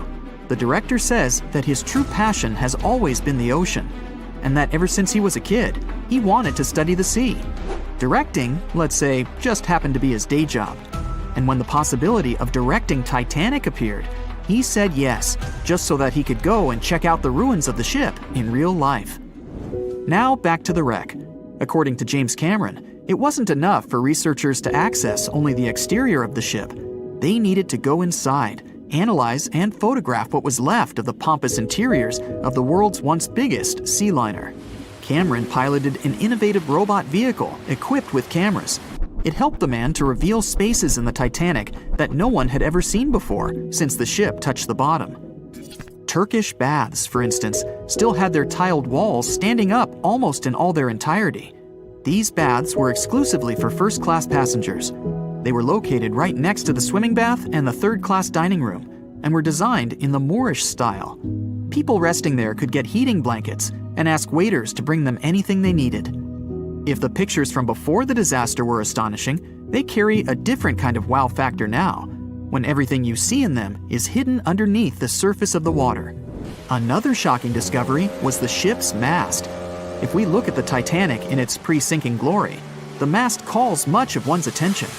Located on the bow of the huge ship, the mast held together the transmission cables for the Marconi system, a system of wireless telegraphy. That's also where the British merchant flag the Titanic flew was located. The mast stood at the height of a bit more than 100 feet and was equipped with a crow's nest. Nowadays, the mast is unrecognizable. Attacked by corrosion, it collapsed. The crow's nest broke apart too. Now we can see why the modern-day Titanic is a real treasure for deep-sea explorers. But as the wreck of the ship lies at an approximate depth of 12,500 feet, sunlight is non-existent there. So, piloted missions depend on high-end technological equipment to survey the area. Why do you think the Titanic went missing from the public eye for over 70 years? Well, because at that time, technology wasn't advanced enough for people to go down there, as well as bring back good footage of the wreck. Filmmakers were the ones who drove this technology to its advance by trying to film underwater. They began by building boxes to put their cameras inside. And now, deep-sea photography is highly advanced and allows us to marvel at the awesomeness of underwater life. Of course, taking pictures under the sea is no easy feat. For one thing, to withstand that crazy underwater pressure, submarines need to be really strong and have thick walls, no thinner than 11 inches. Plus, explorers need to understand how to film and photograph when there's almost no light around. There was another thing that made documenting the Titanic even more difficult. When the wreck of the ship was rediscovered by scientists, it was covered with red-colored rusty bacteria that made it even harder to take good pictures. As it happens, the color red does not reflect well underwater, which is unfortunate for photographers. For this reason, human-operated vehicles that go down to tour the ruins are equipped with powerful lighting devices. When you see some parts of the ship from afar, they look as if reddish-brown wax has been dripping all over the Titanic's ruins. But in reality, these icicle-shaped structures are colonies of microorganisms. When the ship sank, it brought down with it an enormous amount of bacteria that hadn't existed at the bottom of the ocean before. But now, these bacteria, together with the extreme conditions at the bottom of the ocean, have turned into a disastrous combination for the ruins of the ship. These red colonies of microorganisms actually feed off of iron and steel, which is basically all that is left of the Titanic. One kind of those microorganisms are bacteria called Halomonas titanicae. They can eat up to 220 pounds of iron per day. This makes the Titanic a colossal food source for them. There have been lots of speculations regarding the life expectancy of the ship's wreck after researchers discovered this bizarre rust. But according to Cameron and his research team, the Titanic isn't going to disintegrate anytime soon. In one of the latest expeditions down to the wreck, a piloted vehicle was funded to identify specifically one stateroom. It belonged to a very important passenger, Sir Benjamin Guggenheim. Yes, just like the museum. Guggenheim was the son of a mining magnate and a member of the elite group that boarded the transatlantic journey of the Titanic. Born in Philadelphia, Guggenheim was traveling back home to the US. But, as we all know, he never made it to his final destination. For the price that ranged from 400 to 800 pounds back in 1912, the equivalent of 84,000 pounds nowadays, one could book accommodation that was called a stateroom. Staterooms on the Titanic were the most luxurious kind of first-class rooms. They were located on the B or C decks and were decorated in more than 11 different styles, ranging from Jacobean, Georgian, Italian Renaissance, and the list goes on. These rooms were filled with carved paneling and marquetry made from exotic and rare kinds of wood, such as mahogany, oak, and so on. Guggenheim occupied one of these luxurious rooms, and 100 years later, one of his descendants funded an entire mission just to locate the precise stateroom the man stayed in. This expedition turned into a documentary for National Geographic, and they did manage to identify which stateroom was Guggenheim's, so kudos for them.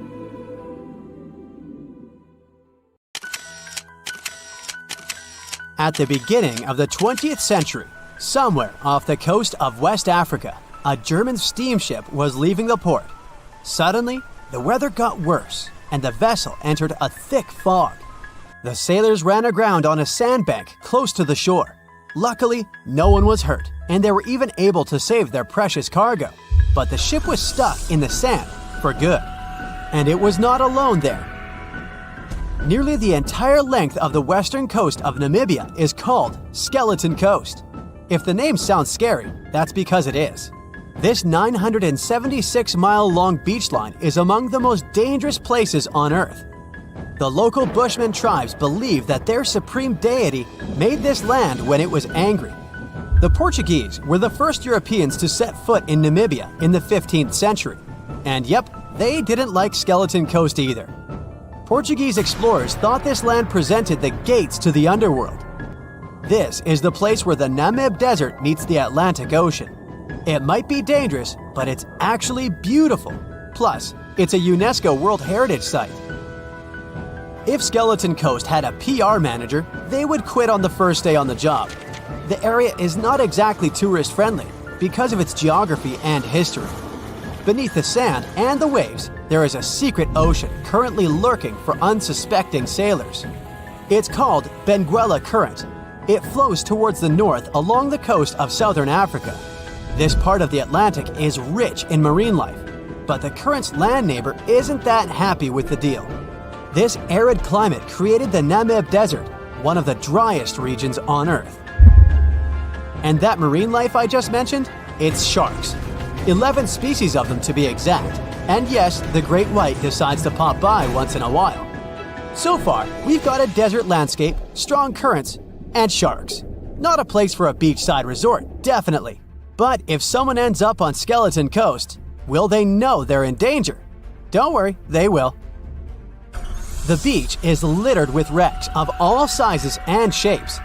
If you remember that German ship I mentioned in the very beginning, its massive and rusted stern is now sticking out from the desert sand. There are some 500 wrecks in total scattered along the coast, and it's a mixed crowd, from Portuguese galleons centuries old to ships that ran ashore here in the 21st century. A modern fishing ship called Zela India managed to slip from its tow rope in 2008 and ended up on Skeleton Coast. Okay, it didn't escape on its own, it had some help from the elements, but it's better to be a tourist attraction on a beach than to be broken up for scrap.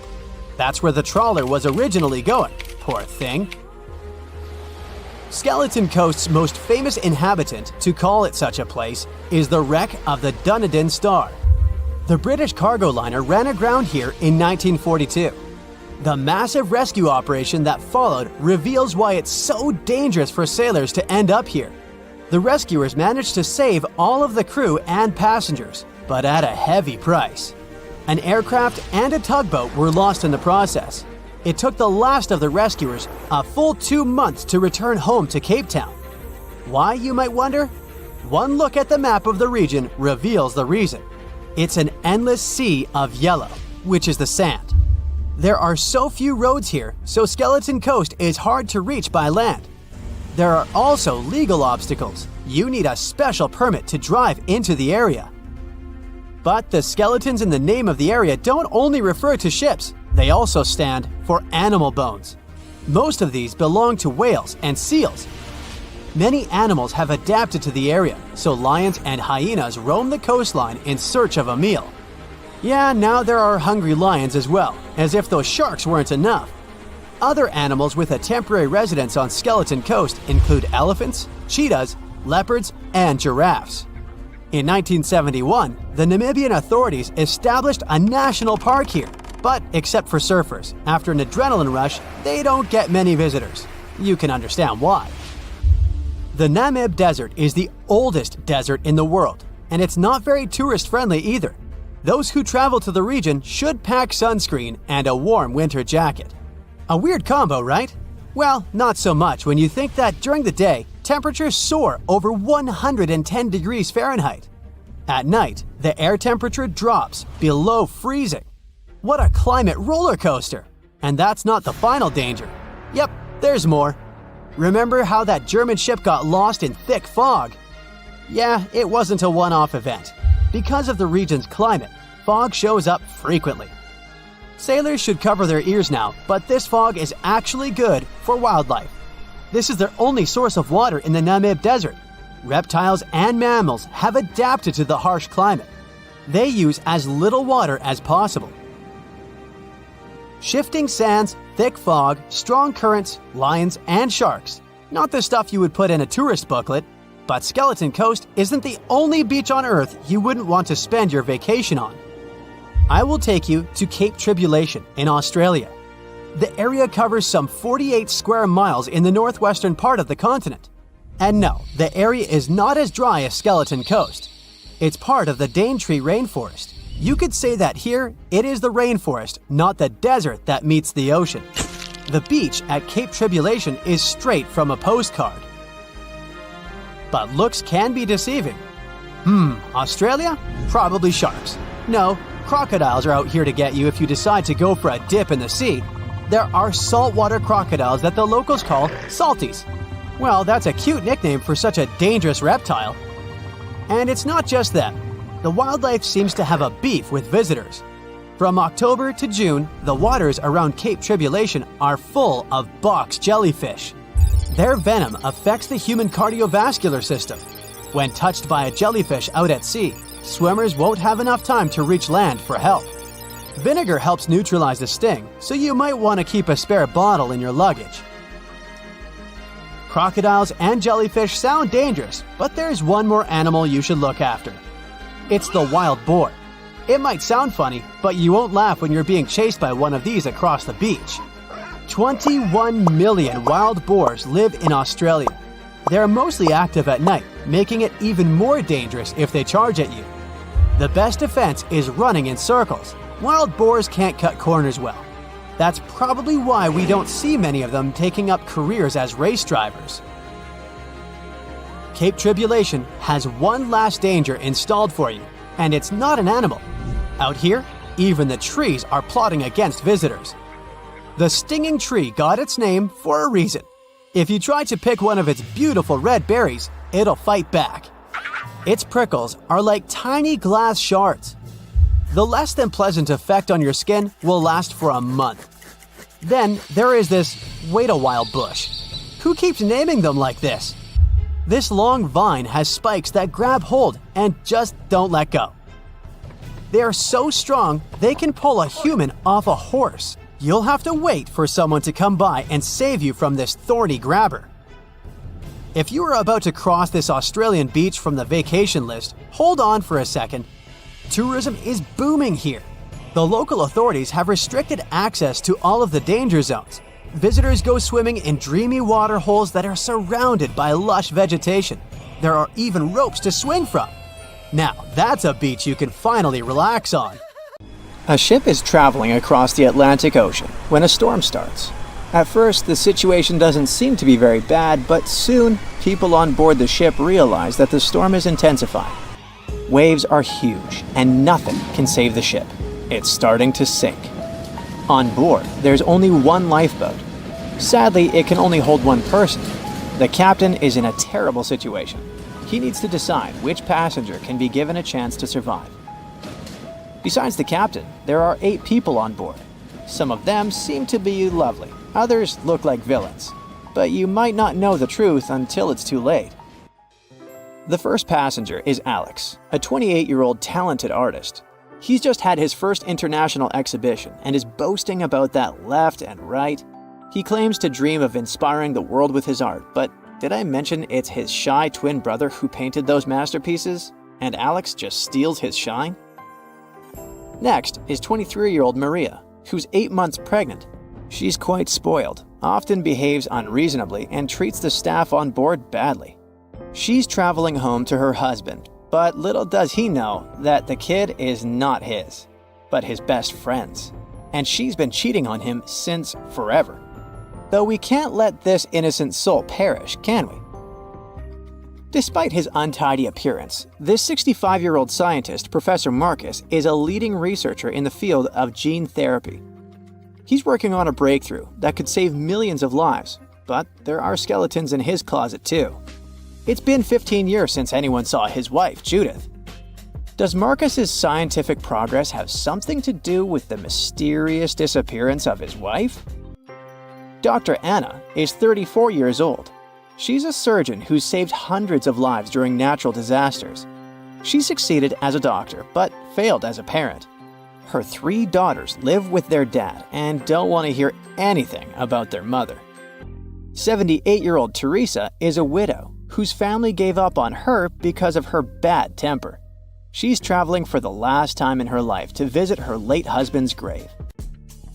A little boy, Mark, is just 7 years old, but his unruly character has caused a lot of arguments between the other passengers.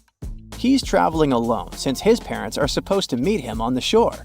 This brat's parents are too busy working, so he gets more and more uncontrollable. Who knows what he'll be capable of doing in 10 years or so? A robot android, Alpha 3, is also on board the ship. It has an artificial intelligence created to assist in expeditions. It can also control the ship in emergency cases. And the last passenger is Emily. This beautiful and charming woman is 30 years old. She lives off of powerful, old, rich men and has enough money to burn. She hasn't worked a single day in her entire life and just travels the world. To make his choice, the captain invites each of the passengers to listen to their stories. He asks each of them just one question. Why would you be the one to survive? Alex says, You see, my art can inspire and change the world. Looking at my works, they help people see the beauty of life, especially during difficult times. I must continue living. I have so much to show through my paintings. Maria answers, "Can't you see that a new life is growing inside my body? It's me and my unborn kid who must survive. We risk losing a talented doctor or an artist in the future. It's not just my life we're talking about." Professor Marcus says, "My work is not finished yet. It might save thousands of lives. I'm close to a breakthrough, and I need to live to make it." Dr. Anna says, "My hands save lives. I have proven many times that I can do the impossible in extreme conditions.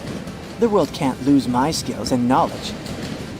The elderly woman begs, "Please, you must understand me. I might have lived a long life, but I want to see my husband's grave." Mark says, "I'm still a kid. My parents are waiting for me at home. I want to hug my mom and dad." Alpha 3 states that it was created to serve and help people. Its ability to analyze situations and make rational decisions in a crisis can be used to prevent future disasters. Emily admits, "Look at me. Doesn't every person have their unique value? I'm young and beautiful, and I have a lot of potential. Surely you see it." the captain is desperate. How can he, a mere mortal, decide who should live and who he should take this chance away from?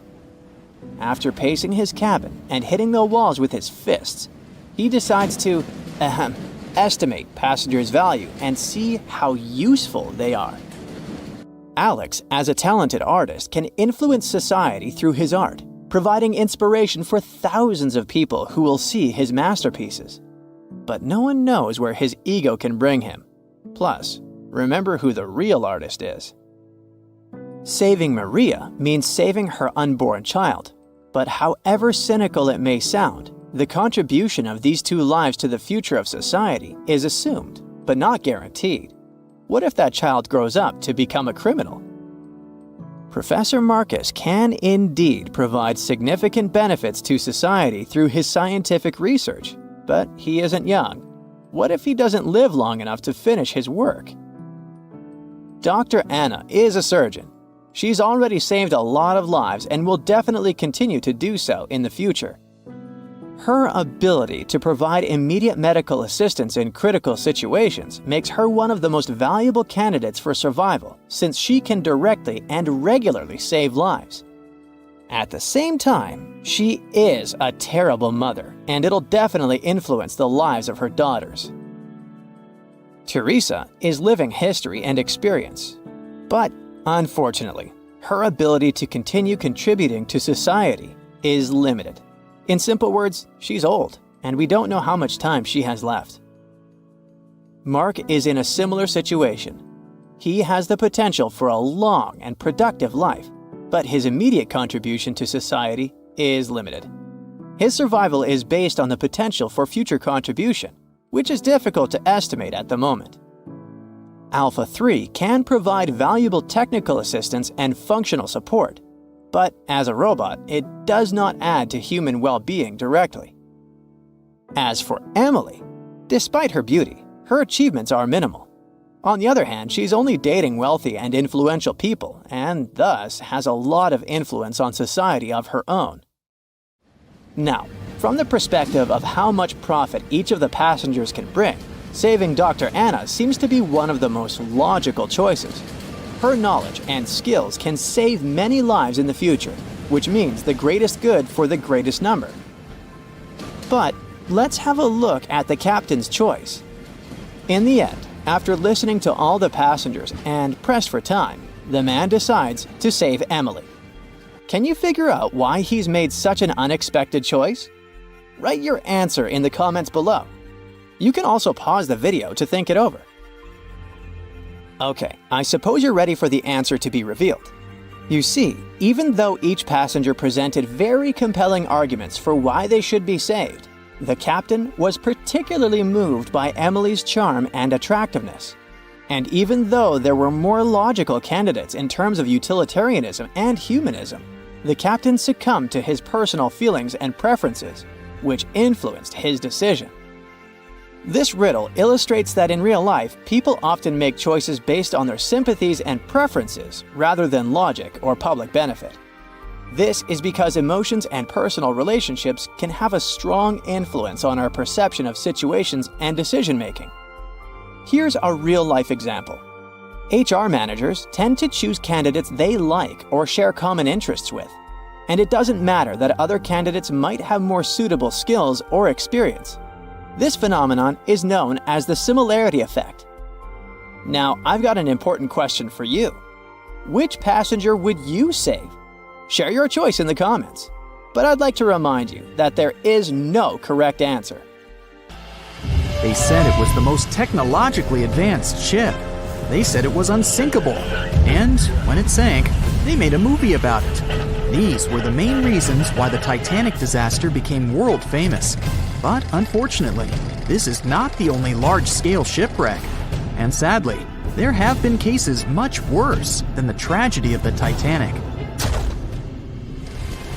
One of them occurred on April 27, 1865. The Sultana steamboat carried passengers and cargo daily between St. Louis and New Orleans. It was a pretty large wooden boat with 3 decks and was 260 feet long and 70 feet wide, almost twice the size of a basketball court. The ship could carry about 350 passengers, but on that unfortunate day, more than 2,000 people were on it. On April 23rd, she was making a routine voyage from New Orleans when it broke down. Something was wrong with the boiler, so the vessel docked in Vicksburg for repairs.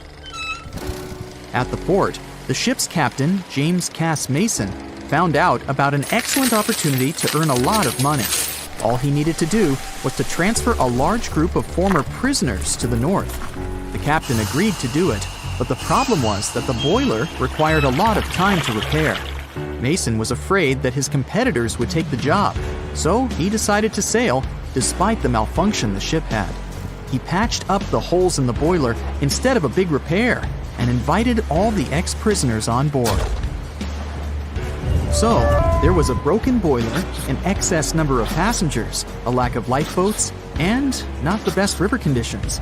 Also, the captain refused to send the ex-prisoners to the hold, so they were all with ordinary passengers. There were strong chances for a shipwreck, but the greedy desire to earn more money was stronger. The Sultana went on a voyage and sailed up the river for 2 days. At this time, one of the biggest Mississippi floods in history began. The river overflowed its shores because of the flood, with the water level rising several feet. All the trees on the shore disappeared, and only the tops were sticking out of the water. The ship sailed opposite this powerful current, making the boiler work too hard. On the evening of April 26th, the Sultana arrived in Memphis, Tennessee, and they loaded even more, 120 tons of sugar and 200 passengers. She got incredibly heavy. Around midnight, the ship continued its dangerous journey. The captain sailed to barges to load a shipment of coal. At 1 a.m., the vessel left the barge. At 2 a.m., the broken boiler, unable to withstand the load, suddenly exploded. The Sultana was just 7 miles north of Memphis. Few people survived that day. The problem was that passengers trying to escape from the fire jumped into a cold river with a strong current. The Sultana disaster is considered the most tragic shipwreck in the history of the United States. The exact number of those who didn't survive is still unknown. According to various sources, this number was from 961 to 1,800 people. Don't be surprised that almost no one knows this story. There were many more survivors in the Titanic tragedy, and everybody heard about it. But the Sultana sank during one high-profile event. 12 days before the shipwreck, the country lost Abraham Lincoln. People hadn't yet recovered from this news, so no one paid much attention to the tragedy of the Sultana. Many catastrophes happened quite recently by historical standards. One of them occurred in 2002. The ferry La Jula was a Senegalese vessel.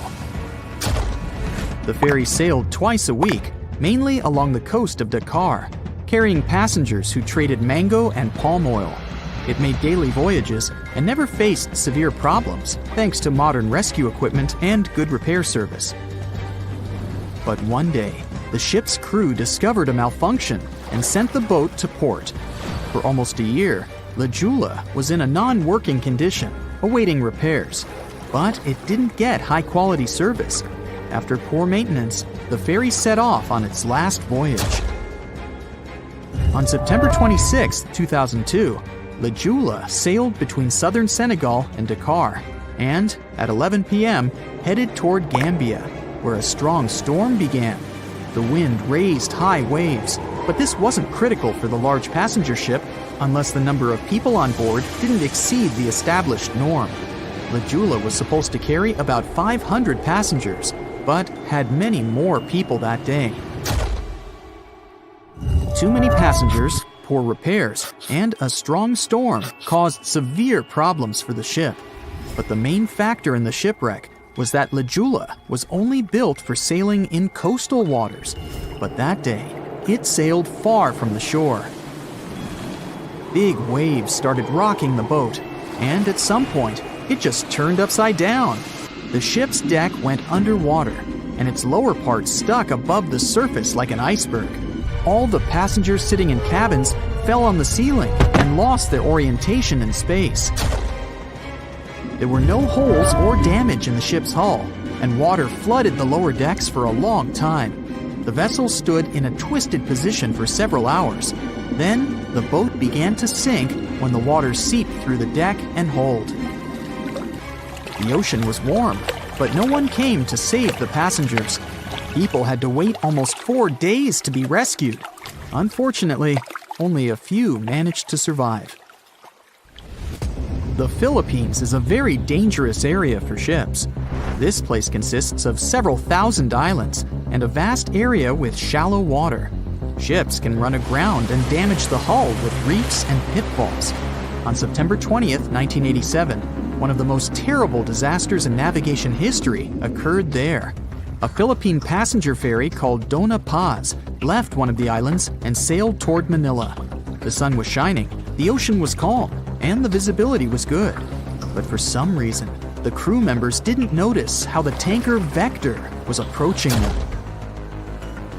The two ships collided at low speed. The collision wasn't strong, but the problem was that the Vector had tons of oil on board, and the Dona Paz crashed into the cargo hold where that oil was stored.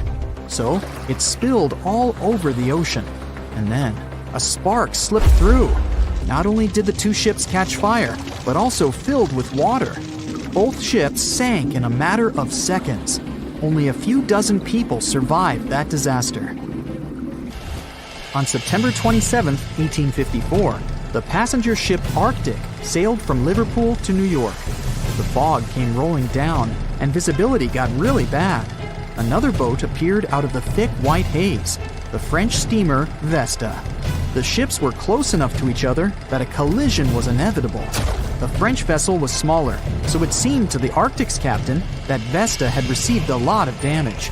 And while he was staring at the other ship, his boat got quickly filled with water. The captain gave the order to sail to the shore as fast as possible, but the ship's engines stopped working because of the flood. Then the ship's crew started to lower lifeboats with women and kids. Still, when rescuers found lifeboats with people, it turned out that only 87 out of 400 people survived, 65 crew members and 22 passengers. Surprisingly, there were only grown men among them. The ship's captain survived by clinging to the wreckage. All newspapers wrote about this story as one of the most terrible and shameful tragedies in navigation history. The survivors were criticized because they didn't save women and kids, and the crew members were accused of violating the law, since the safety of passengers should be higher than the safety of sailors. But despite this, none of them were brought to responsibility. Unfortunately, shipwrecks still occur to this day, but fortunately, there are fewer of them than before, thanks to modern navigation systems and radar.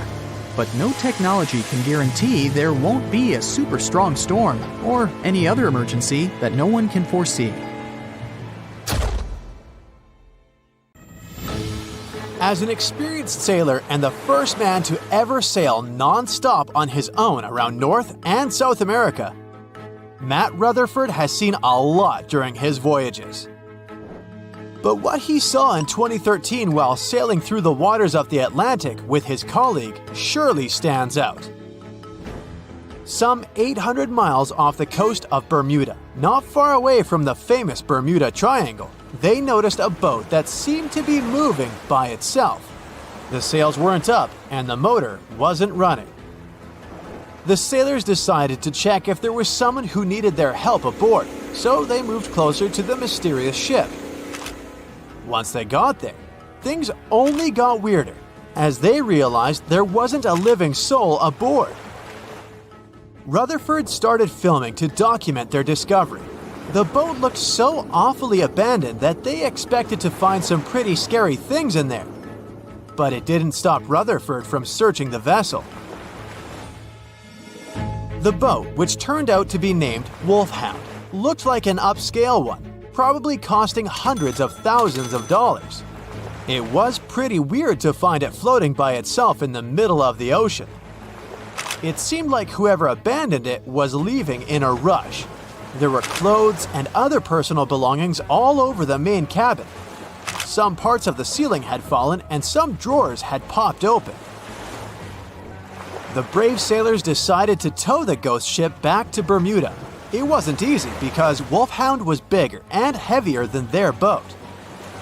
After days at sea, the crew was running low on fuel and asked a passing freighter to stop and give them some gas.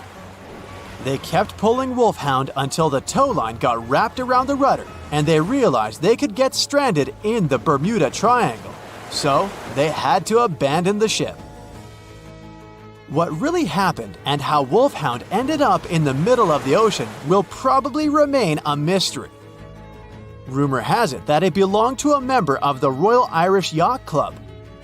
The ship was going on its first voyage from Connecticut to Bermuda and then Antigua. It got in a terrible storm around 400 miles away from Delaware. The winds were so strong that the yacht suffered 2 knockdowns. A Greek cargo ship rescued the crew. They left the ship with an emergency beacon on. The rescued crew members shared that they saw the ship sink, which only adds more questions to the story. How did it get back to the surface? Does the Bermuda Triangle have anything to do with that? Christopher Columbus himself reported some unusual compass activity going on in this mysterious area while he was on his way to the New World. Despite the stories of more than 50 ships and 20 planes disappearing in the area, it remains one of the most heavily traveled shipping routes in the world. Some skeptics believe that this fact solves the Bermuda Triangle mystery. It could make sense because the busier the area, the more accidents happen there. But then again, it's not the number of disappearances that makes the place so mysterious. It's the lack of explanation and wreckage lost for good.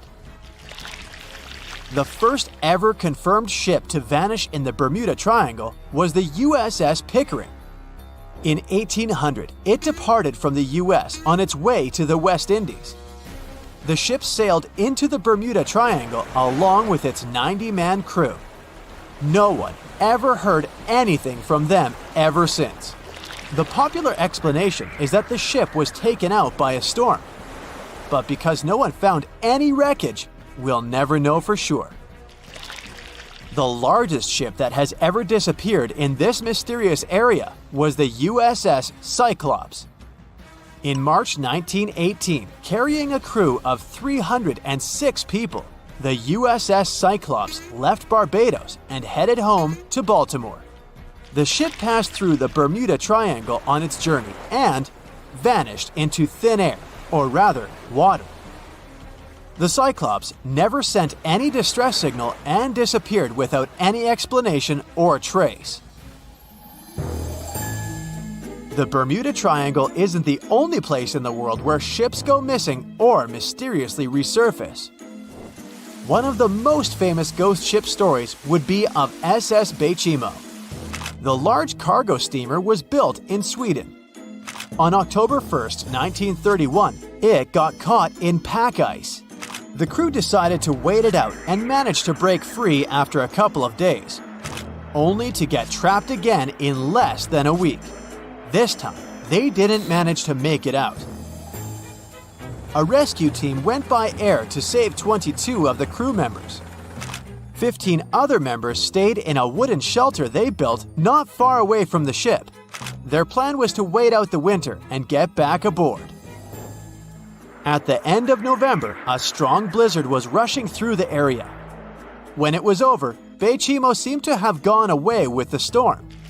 The captain decided it must have broken and sunk, but a few days later, a local hunter informed them that he had seen the ship around 45 miles away from their camp. The crew managed to find the ship and took the most valuable cargo from its hold. They had fears that Beichimo wouldn't live through that rough water, but it did manage to survive after all. Once the ice was gone, it floated away and ended up drifting along the shores of Canada and Alaska. Many people reported seeing the ghost ship in an open sea. Some even tried to board it to save the ship, but the weather didn't allow it to happen. The last time someone saw SS Beichimo was in 1969, 38 years after its crew had left it. It could still be drifting somewhere in the ocean. The story of MV Hoita happened in the South Pacific. The ship was originally a wooden luxury yacht. After serving for 20 years to various owners, it became a merchant ship. In 1959, it set on a trading voyage that was supposed to last around 2 days. When it didn't reach its destination on time, no one was worried at first, as things happen in the open waters. After another day, and no distress signals from the Hoita, it was obvious that something serious was going on with it. There were 25 people aboard, and their families wanted to find them. A search and rescue crew worked for 6 days looking for the ship, or at least its wreckage, in an area of nearly 100,000 square miles. That's 1.5 times as big as Florida.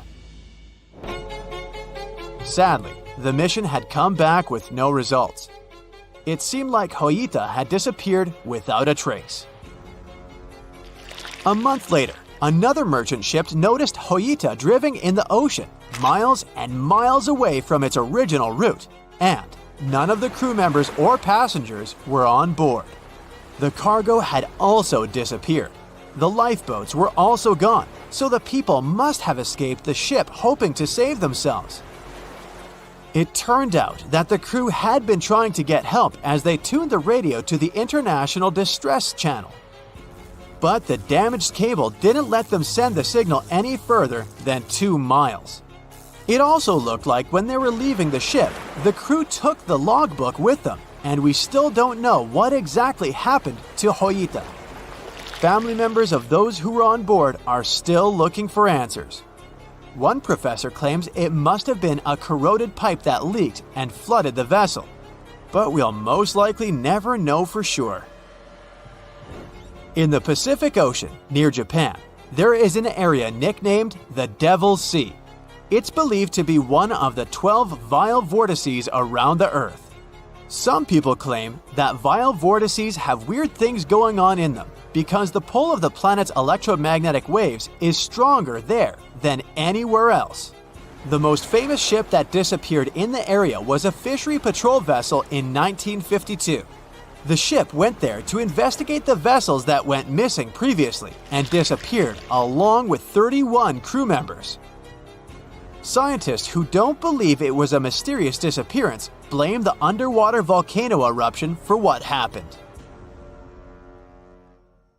Thick fog is rising over the ocean as the sun is slowly sinking towards the horizon. It's hard to see further away than a few dozen feet, but that's enough to notice a hulking, skeletal shape in the distance. As your ship approaches the figure, your heart beats faster, and then you make out the details of another vessel, abandoned by the looks of it. Ghost ships do exist, and their mysteries aren't always solved. Take MV Hoita, for example. It was a wooden vessel built in 1931 as a luxury yacht. It had served well to various people over 20 years before it was bought by a Samoan sailor and became a merchant ship. In 1955, though, Hoyita's service came to an abrupt and mysterious end. On October 3rd, it set sail for another trading voyage that should have taken no more than 48 hours. Delays happen in the sea, so when Hoyita didn't arrive on October 5th as scheduled, there was little worry yet. But then it failed to come on the following day too. There was no distress signal or any other sign of Hoyita's presence anywhere between its departure and arrival points. A search and rescue party was dispatched to find the ship, and for 6 days, they were scouting the area of nearly 100,000 square miles.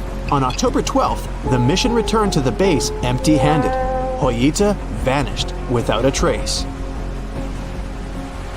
It was only a month later that another merchant ship, Tuvalu, noticed the missing vessel far away from its route, drifting in the open sea and listing heavily.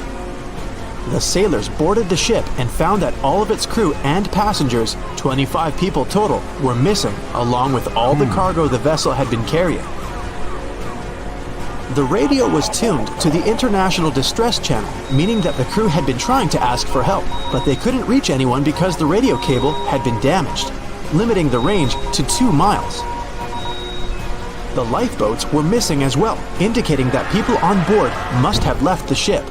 Unfortunately, they seem to have taken the logbook with them, leaving the rescue team clueless as to what had happened.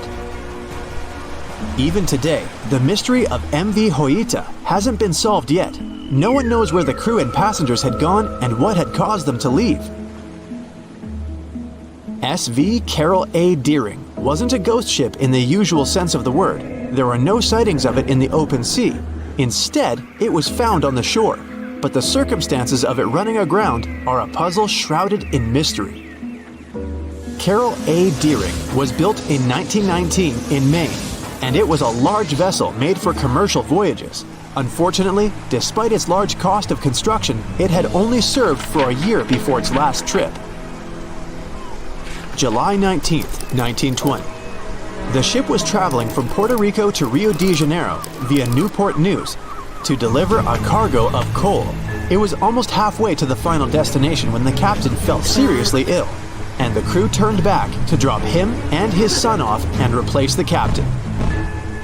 The voyage went without incident, but when it came to Barbados in December to resupply, there were strange moods among the crew. The first mate didn't seem to be happy with the new captain. No one paid much attention to it back then, when they probably should have. The last sighting of Carol A. Deering at sea was on January 28, 1921, when a lightship noticed it off the coast of North Carolina. There was some commotion on the quarterdeck of the ship, where the crew were normally not allowed. Then, another vessel sighted it, but there was already no one on the decks. On January 31st, the merchant ship was found hard aground in the Diamond Shoals, a site notorious for numerous shipwrecks that had been occupying there for centuries. When the search and rescue party boarded the ship, they found it abandoned, the log and personal belongings of the crew gone, along with the 2 lifeboats. There is still no answer to what happened on board of Carol A. Deering that January, although the most popular version was mutiny. Maybe we'll never find out the truth though. SS Bechimo is perhaps one of the most notable ghost ships in history. This large cargo steamer was built in 1914 in Sweden and plodded its way dutifully over 16 years, trading provisions for pelts with native tribes of Alaska and Canada.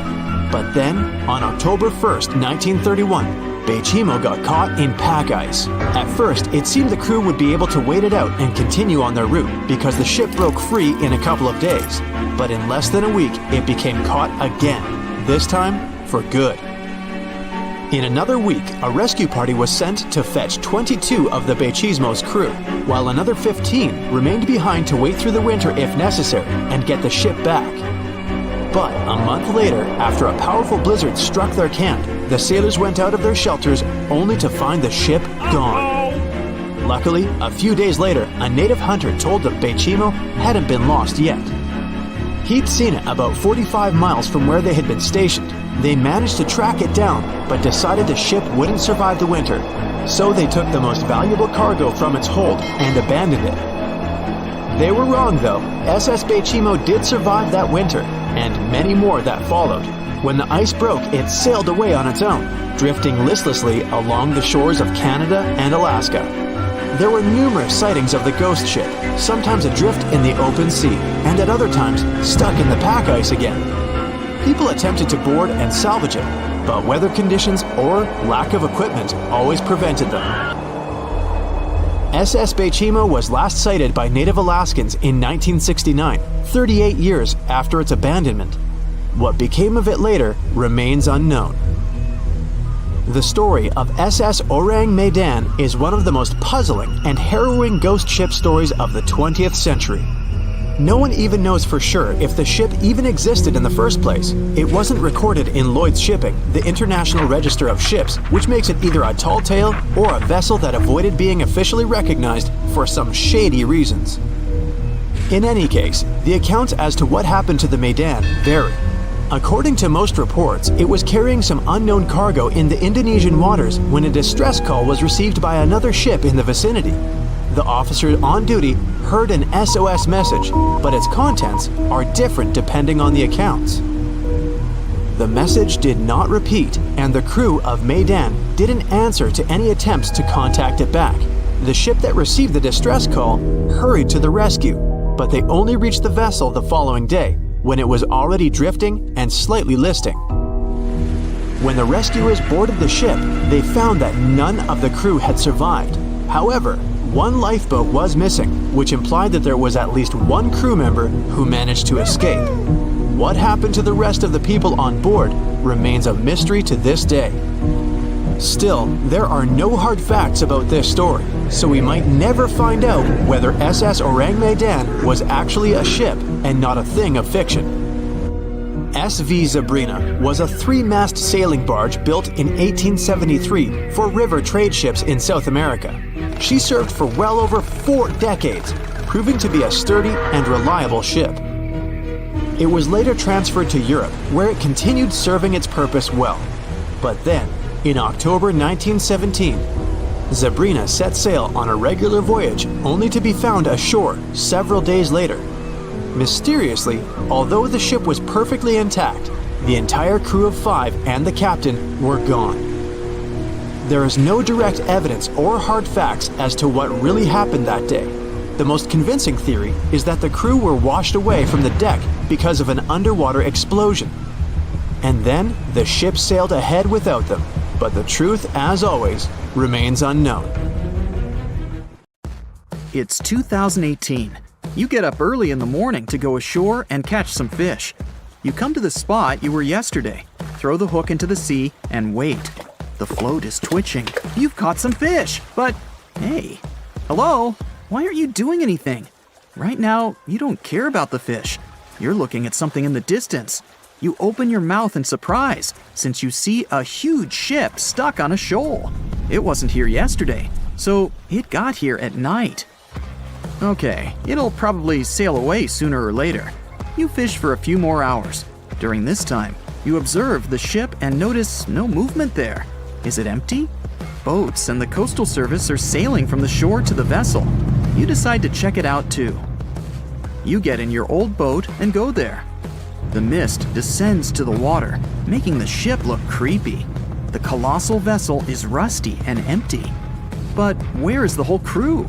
And how did it get there? The Coast Guard comes on board. They search the hold, the cabins, and the upper deck. There's someone's stuff, some remnants of food supplies, notebooks, and clothes. Everything suggests the crew has disappeared for some reason. Fishers who noticed the vessel first didn't see anyone coming down from the board. No radio signals were sent to the port, and no one reported about the ship. It appeared here from nowhere. The only chance to get any information is to look at the number and name of the vessel. This is Sam Ratulangi, PB 1600. The Coast Guard checks the information, studies the data of all the country's ships, and no way. One company built the boat in 2001 in Indonesia. People used it to transport heavy loads across the seas around Asia. The ship had been properly operating for 8 years. People were delivering industrial goods to different points in the region, but something went wrong.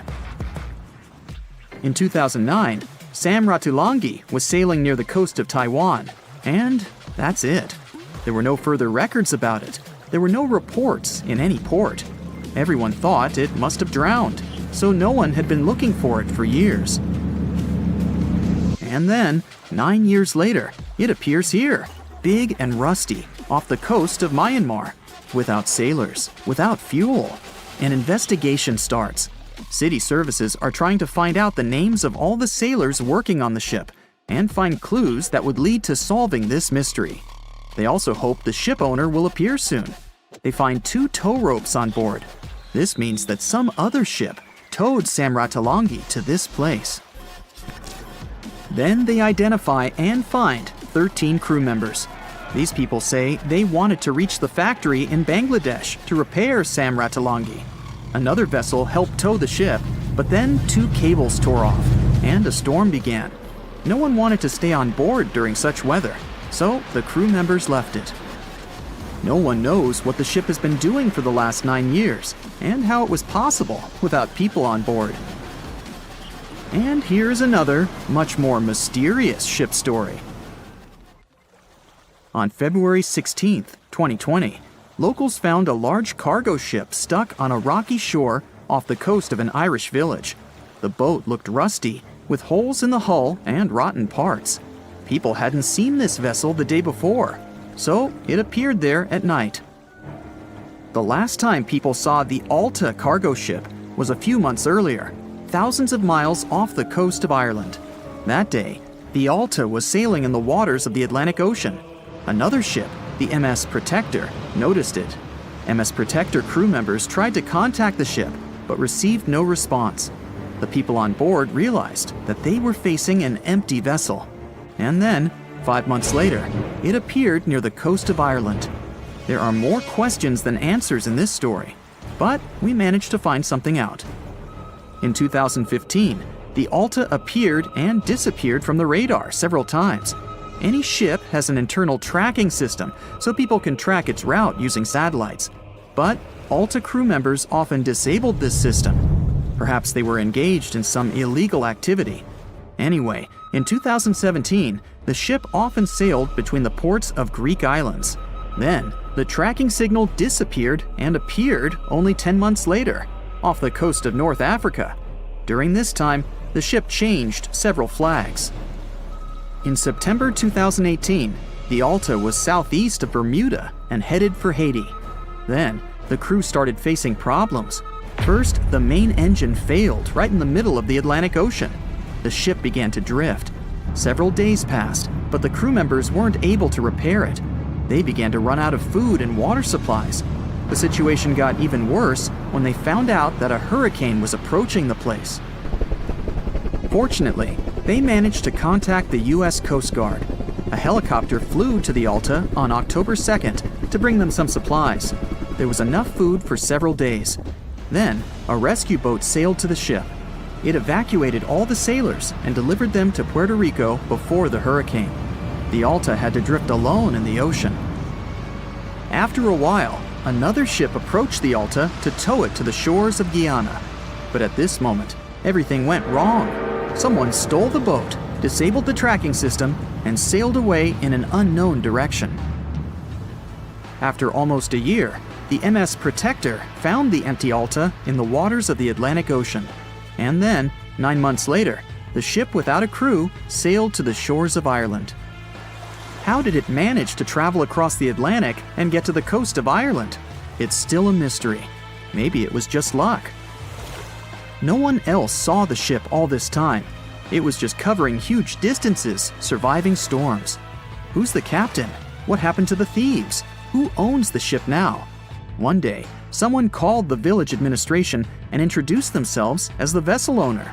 But that unknown person didn't provide any evidence. They found several barrels of oil on the ship, which they took away by helicopter. The Alta was rusting. Corrosion of metal could damage the environment. The vessel had no commercial value, yet it would have taken millions to get rid of it. There were 3 options for what to do: leave the ship where it was, tow it into the sea and let it sink, or disassemble it for scrap. But nature had its own plans. Storms and strong waves split the hull into 2 parts. The Alta was drifting without a crew in the waters of the Atlantic Ocean for about 2 years. But this is nothing compared to a ship that was traveling for 38 years.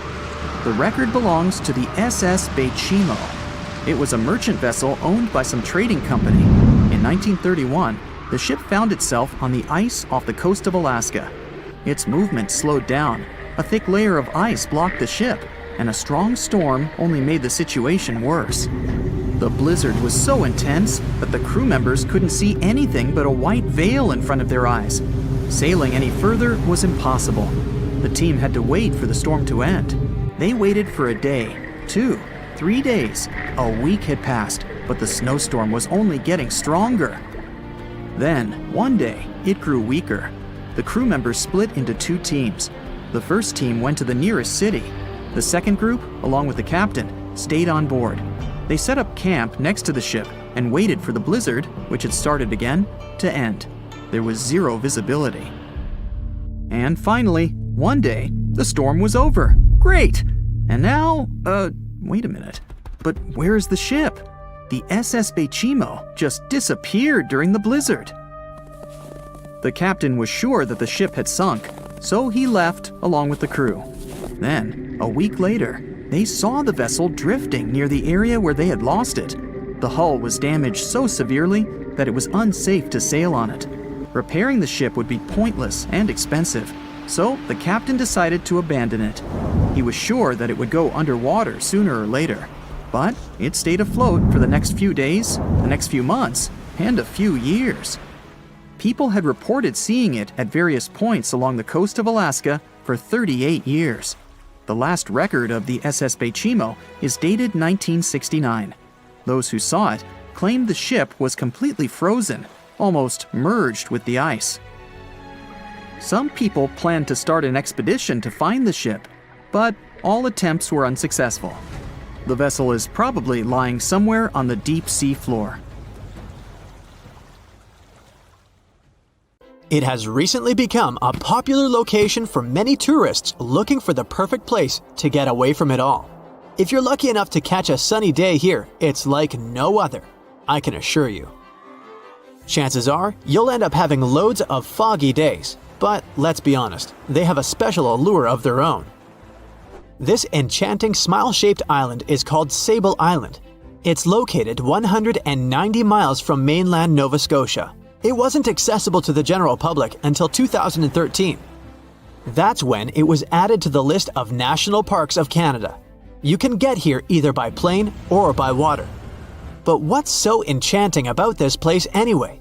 There must be something since the yearly tourist count is growing every year. Firstly, there's a spectacular number of wild horses here. There are between 200 and 500 horses roaming free all over the island. There's also a large population of gray seals. The place is also the only breeding location of a rare bird species called the Ipswich sparrow. If you're already considering a trip here, there are some things you need to know first. Remember that fog I mentioned earlier? Well, it turns out that Sable Island is the foggiest place in the Canadian Maritimes. I'm talking about approximately 127 foggy days each year. During such days, Sable Island literally disappears underneath a thick layer of fog.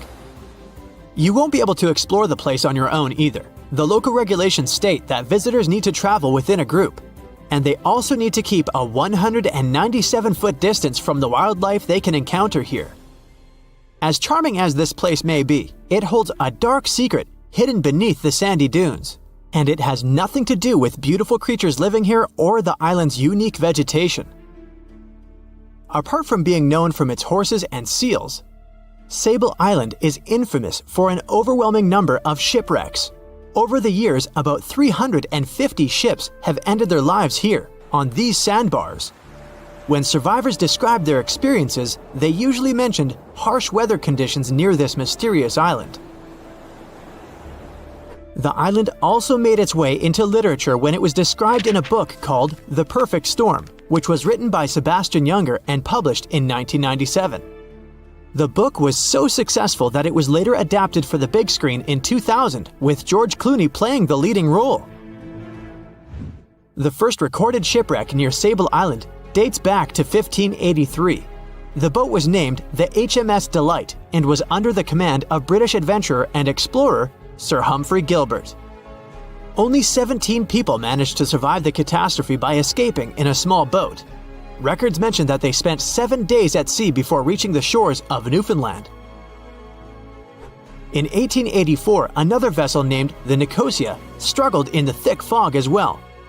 The ship was completely destroyed, but fortunately, all 18 crew members managed to survive. The captain's son was almost lost at sea when a lifeboat capsized when he was climbing into it. He somehow managed to stay underneath the lifeboat, which was completely submerged. When this lifeboat righted, he eventually emerged from the water and was rescued for the second time. The years between 1947 and 1999 were relatively quiet on the island.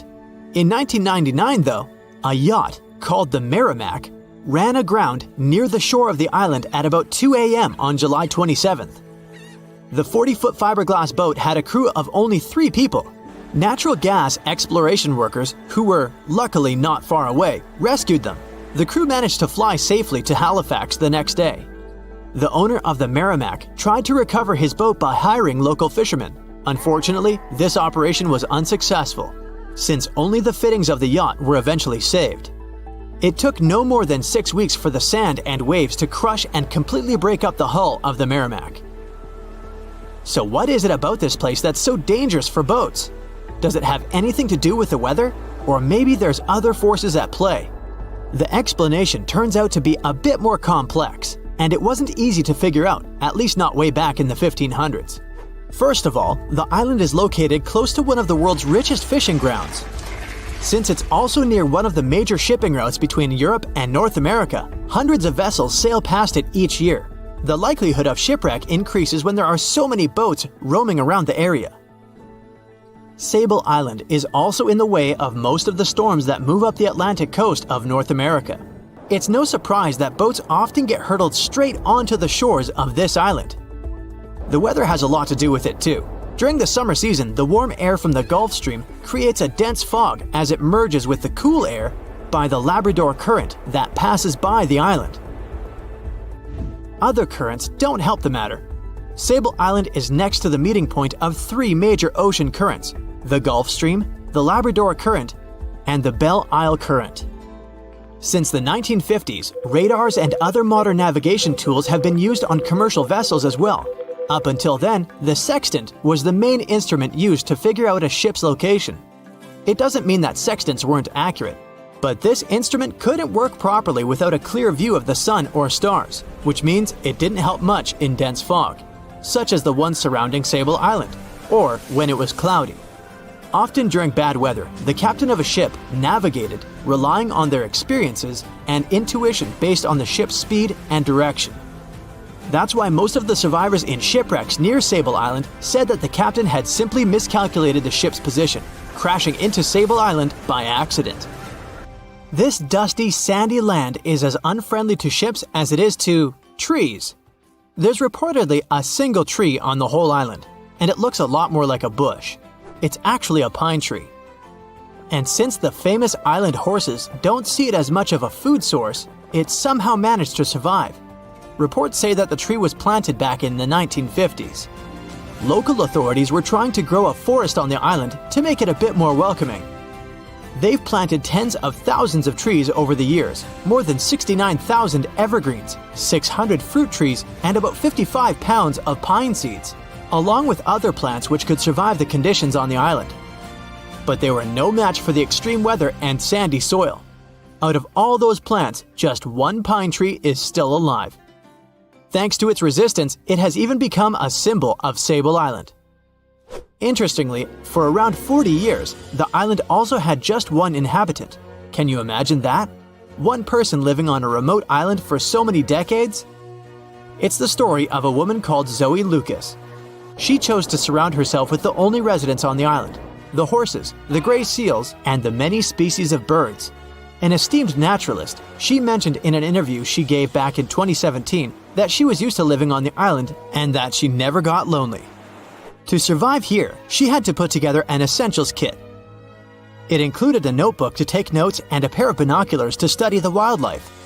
You can safely assume she wasn't scared of the intimidating surroundings, since she decided to eventually call this place home. At first, Zoe wanted to set up camp on one end of the island, near some abandoned buildings. But eventually, she settled in a wooden house near a bunch of sand dunes.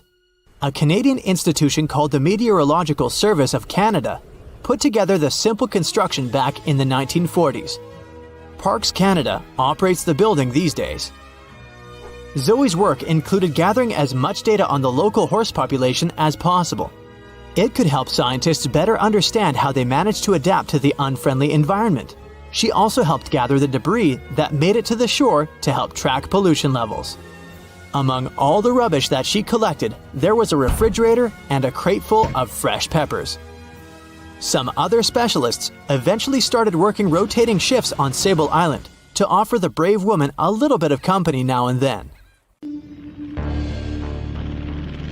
In 1945, 5 TBF Avenger aircraft took flight for a routine training exercise around the Bermuda Triangle. In the middle of the exercise, the planes were struck by intense rain and heavy winds, despite the clear weather forecast. The pilots became extremely disoriented and radioed the base to report that their navigational equipment had stopped working. The last thing the base heard was, "When the first plane drops below 10 gallons, we'll all go down together," and then static. The 5 planes and their 14 crew members were never seen or heard from again. On his very first voyage to the New World in 1492, Christopher Columbus sailed through the Bermuda Triangle.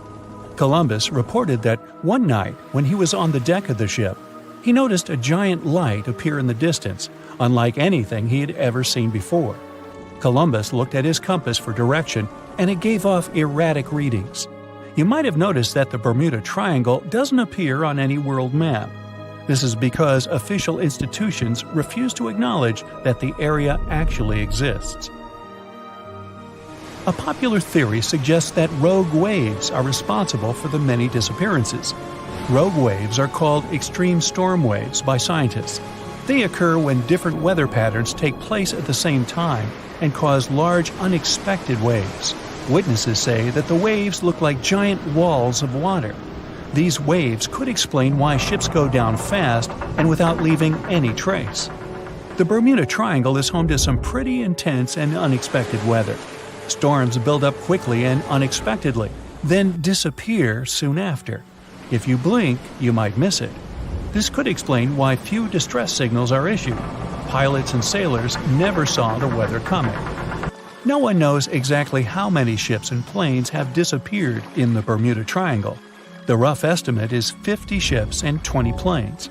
Most of the time, the disappearances had no explanation and no wreckage has ever been left behind. Another bizarre theory trying to solve the Bermuda Triangle mystery comes from Charlie Berlitz. He insists that the area is home to the lost city of Atlantis. The missing ships and planes and malfunctioning equipment, according to him, were all caused by rays of energy let out by the special energy crystals that power Atlantis. While this sounds silly, Berlitz's theory was convincing enough that over 20 million people bought his book worldwide. In the year 1800, a large sailing vessel called the USS Pickering departed from the U.S. on its way to the West Indies. The ship sailed into the Bermuda Triangle along with its 90-man crew and was never heard from again. The USS Pickering was the first ever confirmed ship to vanish in the Bermuda Triangle. It's believed that the ship was taken out by a storm, but because no wreckage was ever found, we'll never know for sure. When the TBF Avenger planes went missing, a massive search operation was conducted.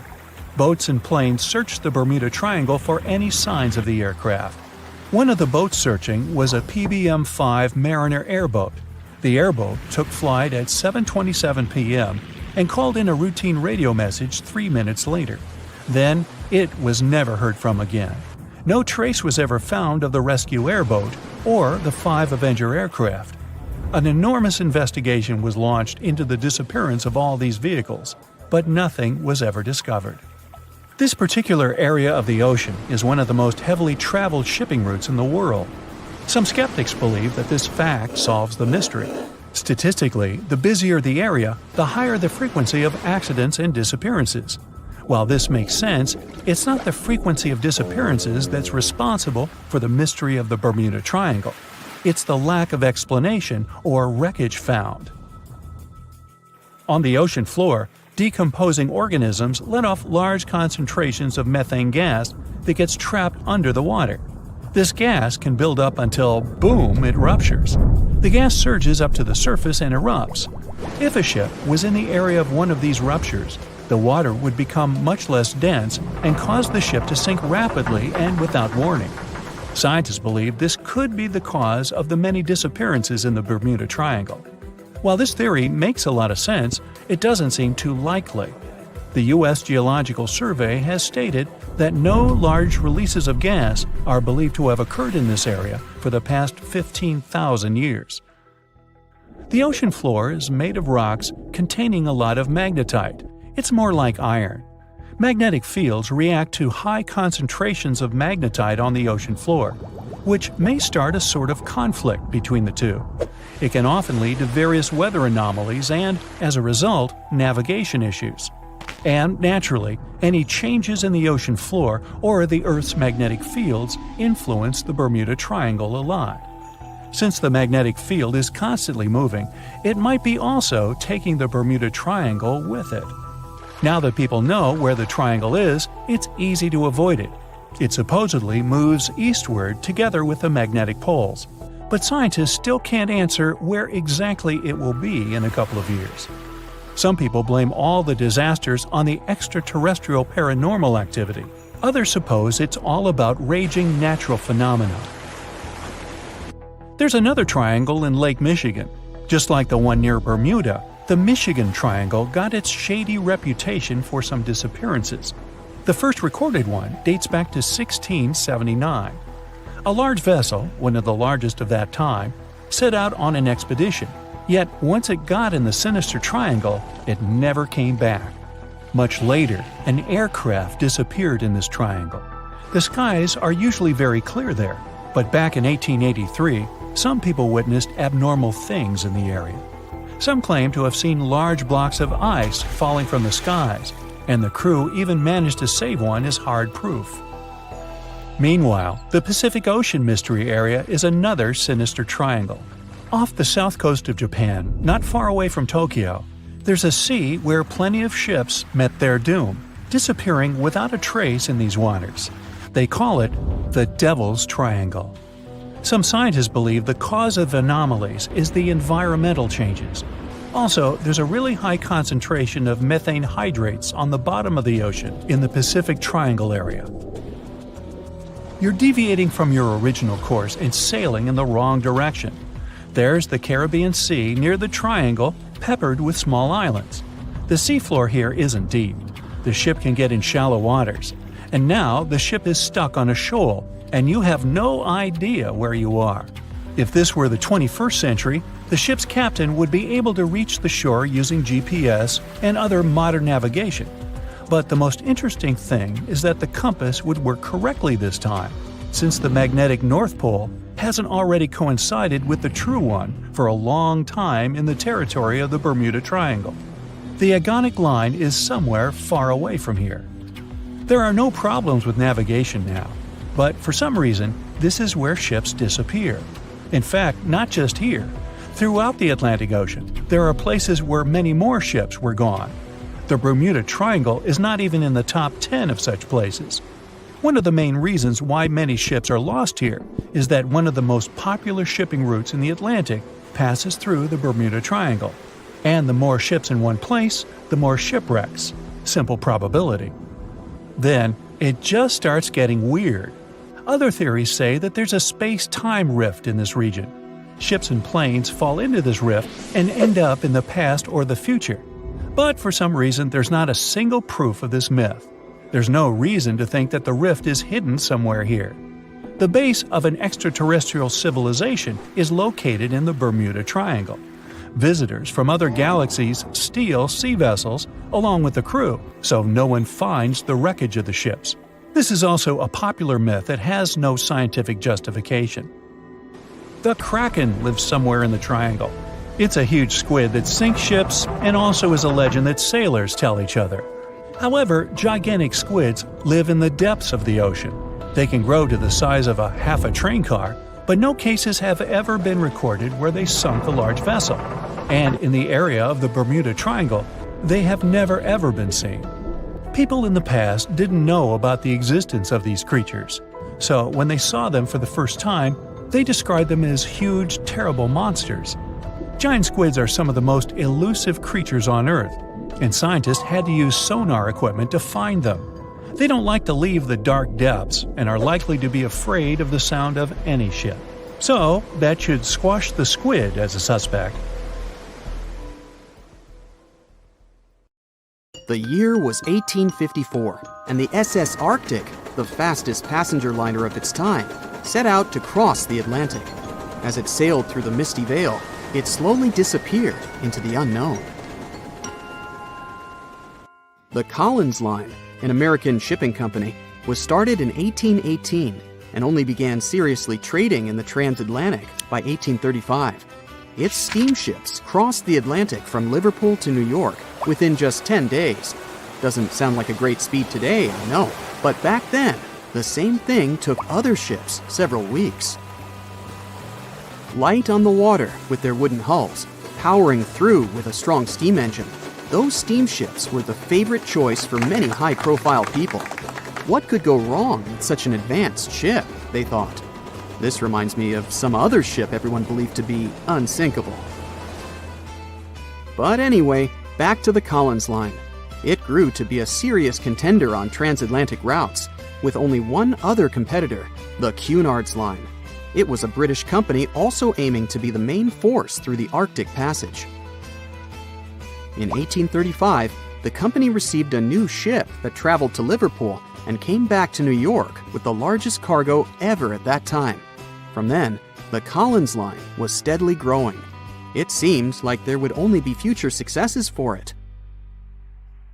Unfortunately, their lavish ships became costly to run with the amount of coal used. Massive power along with weak wooden hulls meant they needed many repairs after each voyage. So, every trip ended up being expensive. But since the ships were safe and had a great reputation, people were willing to pay the price, and the company was definitely not in crisis. They had achieved something no one had managed to do before them. Like I told you, their ships crossed the Atlantic in a whopping 10 days, and Edward Collins, the owner, was very determined to maintain the pace. Their 5 ships easily outran the Cunard's Line of only 3. With this great praise, it provided more attention. Though the Cunard's ships were slower with their iron hulls, they believed there was still profit, regardless of how slowly they sailed. Among Collins' ships, the Arctic, the third of them to be launched, was the largest, reaching 284 feet long, with 2 side-lever steam engines, each with 1,000 horsepower.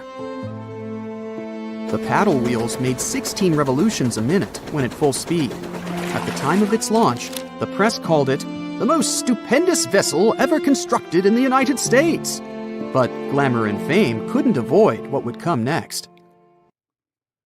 On the 27th of September, the Arctic was on its journey from Liverpool to New York, continuing a speed pace through the thick fog. It's possible that by that moment, after 4 years of record-breaking trips, the crew became overconfident with their sailing and the ship. Going only 50 miles from Newfoundland, they carelessly continued through the fog with no radio contact, sonar, or any other form of identifying objects, equipped only with Morse code. A smaller ship, the SS Vesta, which operated as a fishing vessel, often worked around Newfoundland. It was passing through the same path as the Arctic and crashed into its side. Shocked by the collision, the captain of the Arctic offered help to the much smaller Vesta. But it was soon clear that the damage that seemed minor on the Arctic was far worse. Beneath the waterline, a hole was letting water into the hull. The cost of the much faster wooden hull now seemed less valuable. They steered toward land, trying to plug the holes, but they weren't doing so well, and the seawater continued to pour in, filling up higher and pushing the ship down. And finally, once the engine room was full, it put out the boilers, taking away the massive power the Arctic was once legendary for. They moved slowly until coming to a complete stop. The ship continued to sink, and the order was to abandon it. At the time, maritime law allowed for the Arctic to carry only 6 lifeboats, only capable of saving 180 people. The crew and some of the passengers managed to push their way aboard and took most of the seats on those boats. Things were pretty wild, and everyone forgot about their manners, not letting the ladies and the youngest ones board first. It took 4 hours for the Arctic to sink. 150 crew and 250 passengers were on board. Those that weren't able to find a lifeboat made a desperate attempt to build their own rafts from parts of the ship. 2 days later, only 3 boats made it safely to the shore. The other 3 were never found. Believe it or not, the rescue party also saved some people that had been clinging to the wreckage for 2 days. Unlike the crew, the captain went down with the Arctic, but amazingly survived. He would be only one of 85 people that made it, out of the 400 on board. When the news arrived 2 weeks later, the public responded with great sadness to the losses. Great anger soon followed towards the poor safety measures and the crew. The press published demands to change the laws for more lifeboats. It only made sense to have enough for every person on board a ship. But they ignored those requests. This neglect would lead to more disasters in the future. Enough lifeboats would only come into maritime law some 60 years later, after the disaster of the Titanic.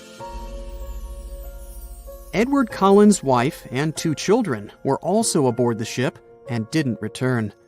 He was heartbroken, but didn't stop running his business.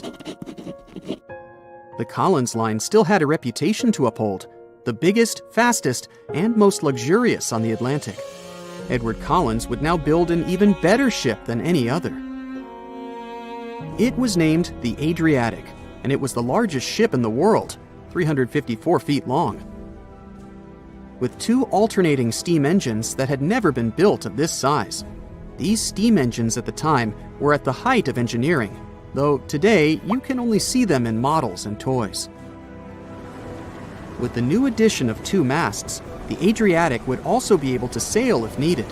Luckily, they made some lessons from the disaster of the Arctic. But before their new ship, the Adriatic, was built, another disaster had occurred. The sister ship of the Arctic had also sunk. They believed this second ship was desperate to stay in front of the Cunard's line and hit an iceberg somewhere during the race. This weird contest took the lives of 141 people. The desperation of Collins and his weakly built hulls pushed the company towards bankruptcy in 1858. The newly built Adriatic, costing over $1 million, had only made 1 voyage in the end. And even that voyage was considered a disaster. The ship collided with a tugboat. It still managed to finish its maiden voyage at a suitable time. After the company had gone bankrupt, they had to sell the ship for only $50,000. They removed the great giant engines, replacing them with only sails. Although it was once the greatest ship on the high seas, it was only 30 years later until it was abandoned, labeled irreparable, and anchored in a river. The other remaining ships were also sold and only used for parts. Edward Collins left the industry altogether, seeking work on dry land instead. As the Collins line was no longer in the mix, the Cunards would grow in strength. Without competition, they would win the Blue Ribbon for the next 30 years, and 180 years later, after producing hundreds of ships. They still have a constant presence on the seas as they provide transatlantic crossings, world voyages, and leisure cruises. To this day, the Cunard Line is the only one to run ships between Europe and America, and it's great proof that it's not always the fastest that's the best. They say nothing is ever lost, and it's true. Let's discover ships frozen in time. The first one is truly fascinating. Here, the Antikythera Shipwreck. It's a Greek trading ship from the 1st century BCE. It's located on the east side of the Greek island of Antikythera and at the merging point of the Aegean and Mediterranean seas. Around 2,000 years later, in 1900, a group of Greek sponge divers discovered the wreck. They were going to Tunisia, yet they were forced to find shelter from a storm on a nearby island. Since they couldn't go anywhere due to the storm, they decided to look for sponges until the weather got calmer. One of the divers discovered the shipwreck at depths of around 130 feet. Imagine someone going for a sponge hunt, but getting out to the surface with archaeological treasures. The captain of the sponge boat talked to the Greek officials about what they had found. The officials sent 2 ships to the wreckage. The salvage operation was successful, and discoveries are now in Greece's National Archaeological Museum in Athens. The findings included 3 life-sized marble horses, jewelry, coins, and hundreds of works of art, including a 7-foot-tall Colossus statue of Hercules. Among these treasures, Antikythera Ephebe, a bronze statue of a young man, caught more attention. Because the ephebe doesn't comply with any familiar iconographic model, and there are no known copies of his type, he held a spherical object in his hand. Scholars have different theories of who that person could be, but they are not in a consensus yet.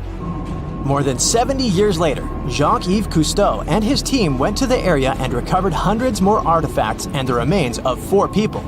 Interestingly, they discovered a complex set of interlocking gears, capable of predicting the movement of the sun, moon, and several planets. The mechanism can also show the times of solar and lunar eclipses years into the future. Think of this Antikythera mechanism as an early computer calendar, to plan significant events like agricultural activities, religious rituals, and Olympic Games. These artifacts found in the Antikythera wreckage are some of the most important findings in modern archaeology. Just the Antikythera mechanism itself has changed our perception of the limits of ancient technology. The mechanism has a sophisticated design and was made over 1,000 years ago. After all these amazing discoveries, experts believe that the wreckage site has remained largely unexplored and is mostly because of its location and the landscape of the seafloor on which the ship rests. The wreck is too deep for scuba divers but too shallow to use something like a submersible. A survey made on the seafloor in 2012 showed evidence of a second wreck about 800 feet to the south. It's clear that this area has a lot to offer humanity. What would happen if those sponge hunters didn't go to the area? Scientists found a shipwreck in Antarctica at the bottom of the Weddell Sea 107 years after it sank. The name of the ship was Endurance, and it was the lost vessel of Antarctic explorer Sir Ernest Shackleton. Scientists who laid eyes on it decades later say it is among the greatest undiscovered shipwrecks ever. That is why they filmed the whole discovery. The video shows the remains of the Endurance and proves it is still in remarkable condition. It has been sitting in 10,000 feet of water for over a century, yet it looks like it sank very recently. So the story goes like this. The ship was crushed by ice and sank in 1915. Shackleton and his crewmates had to escape by themselves in small lifeboats.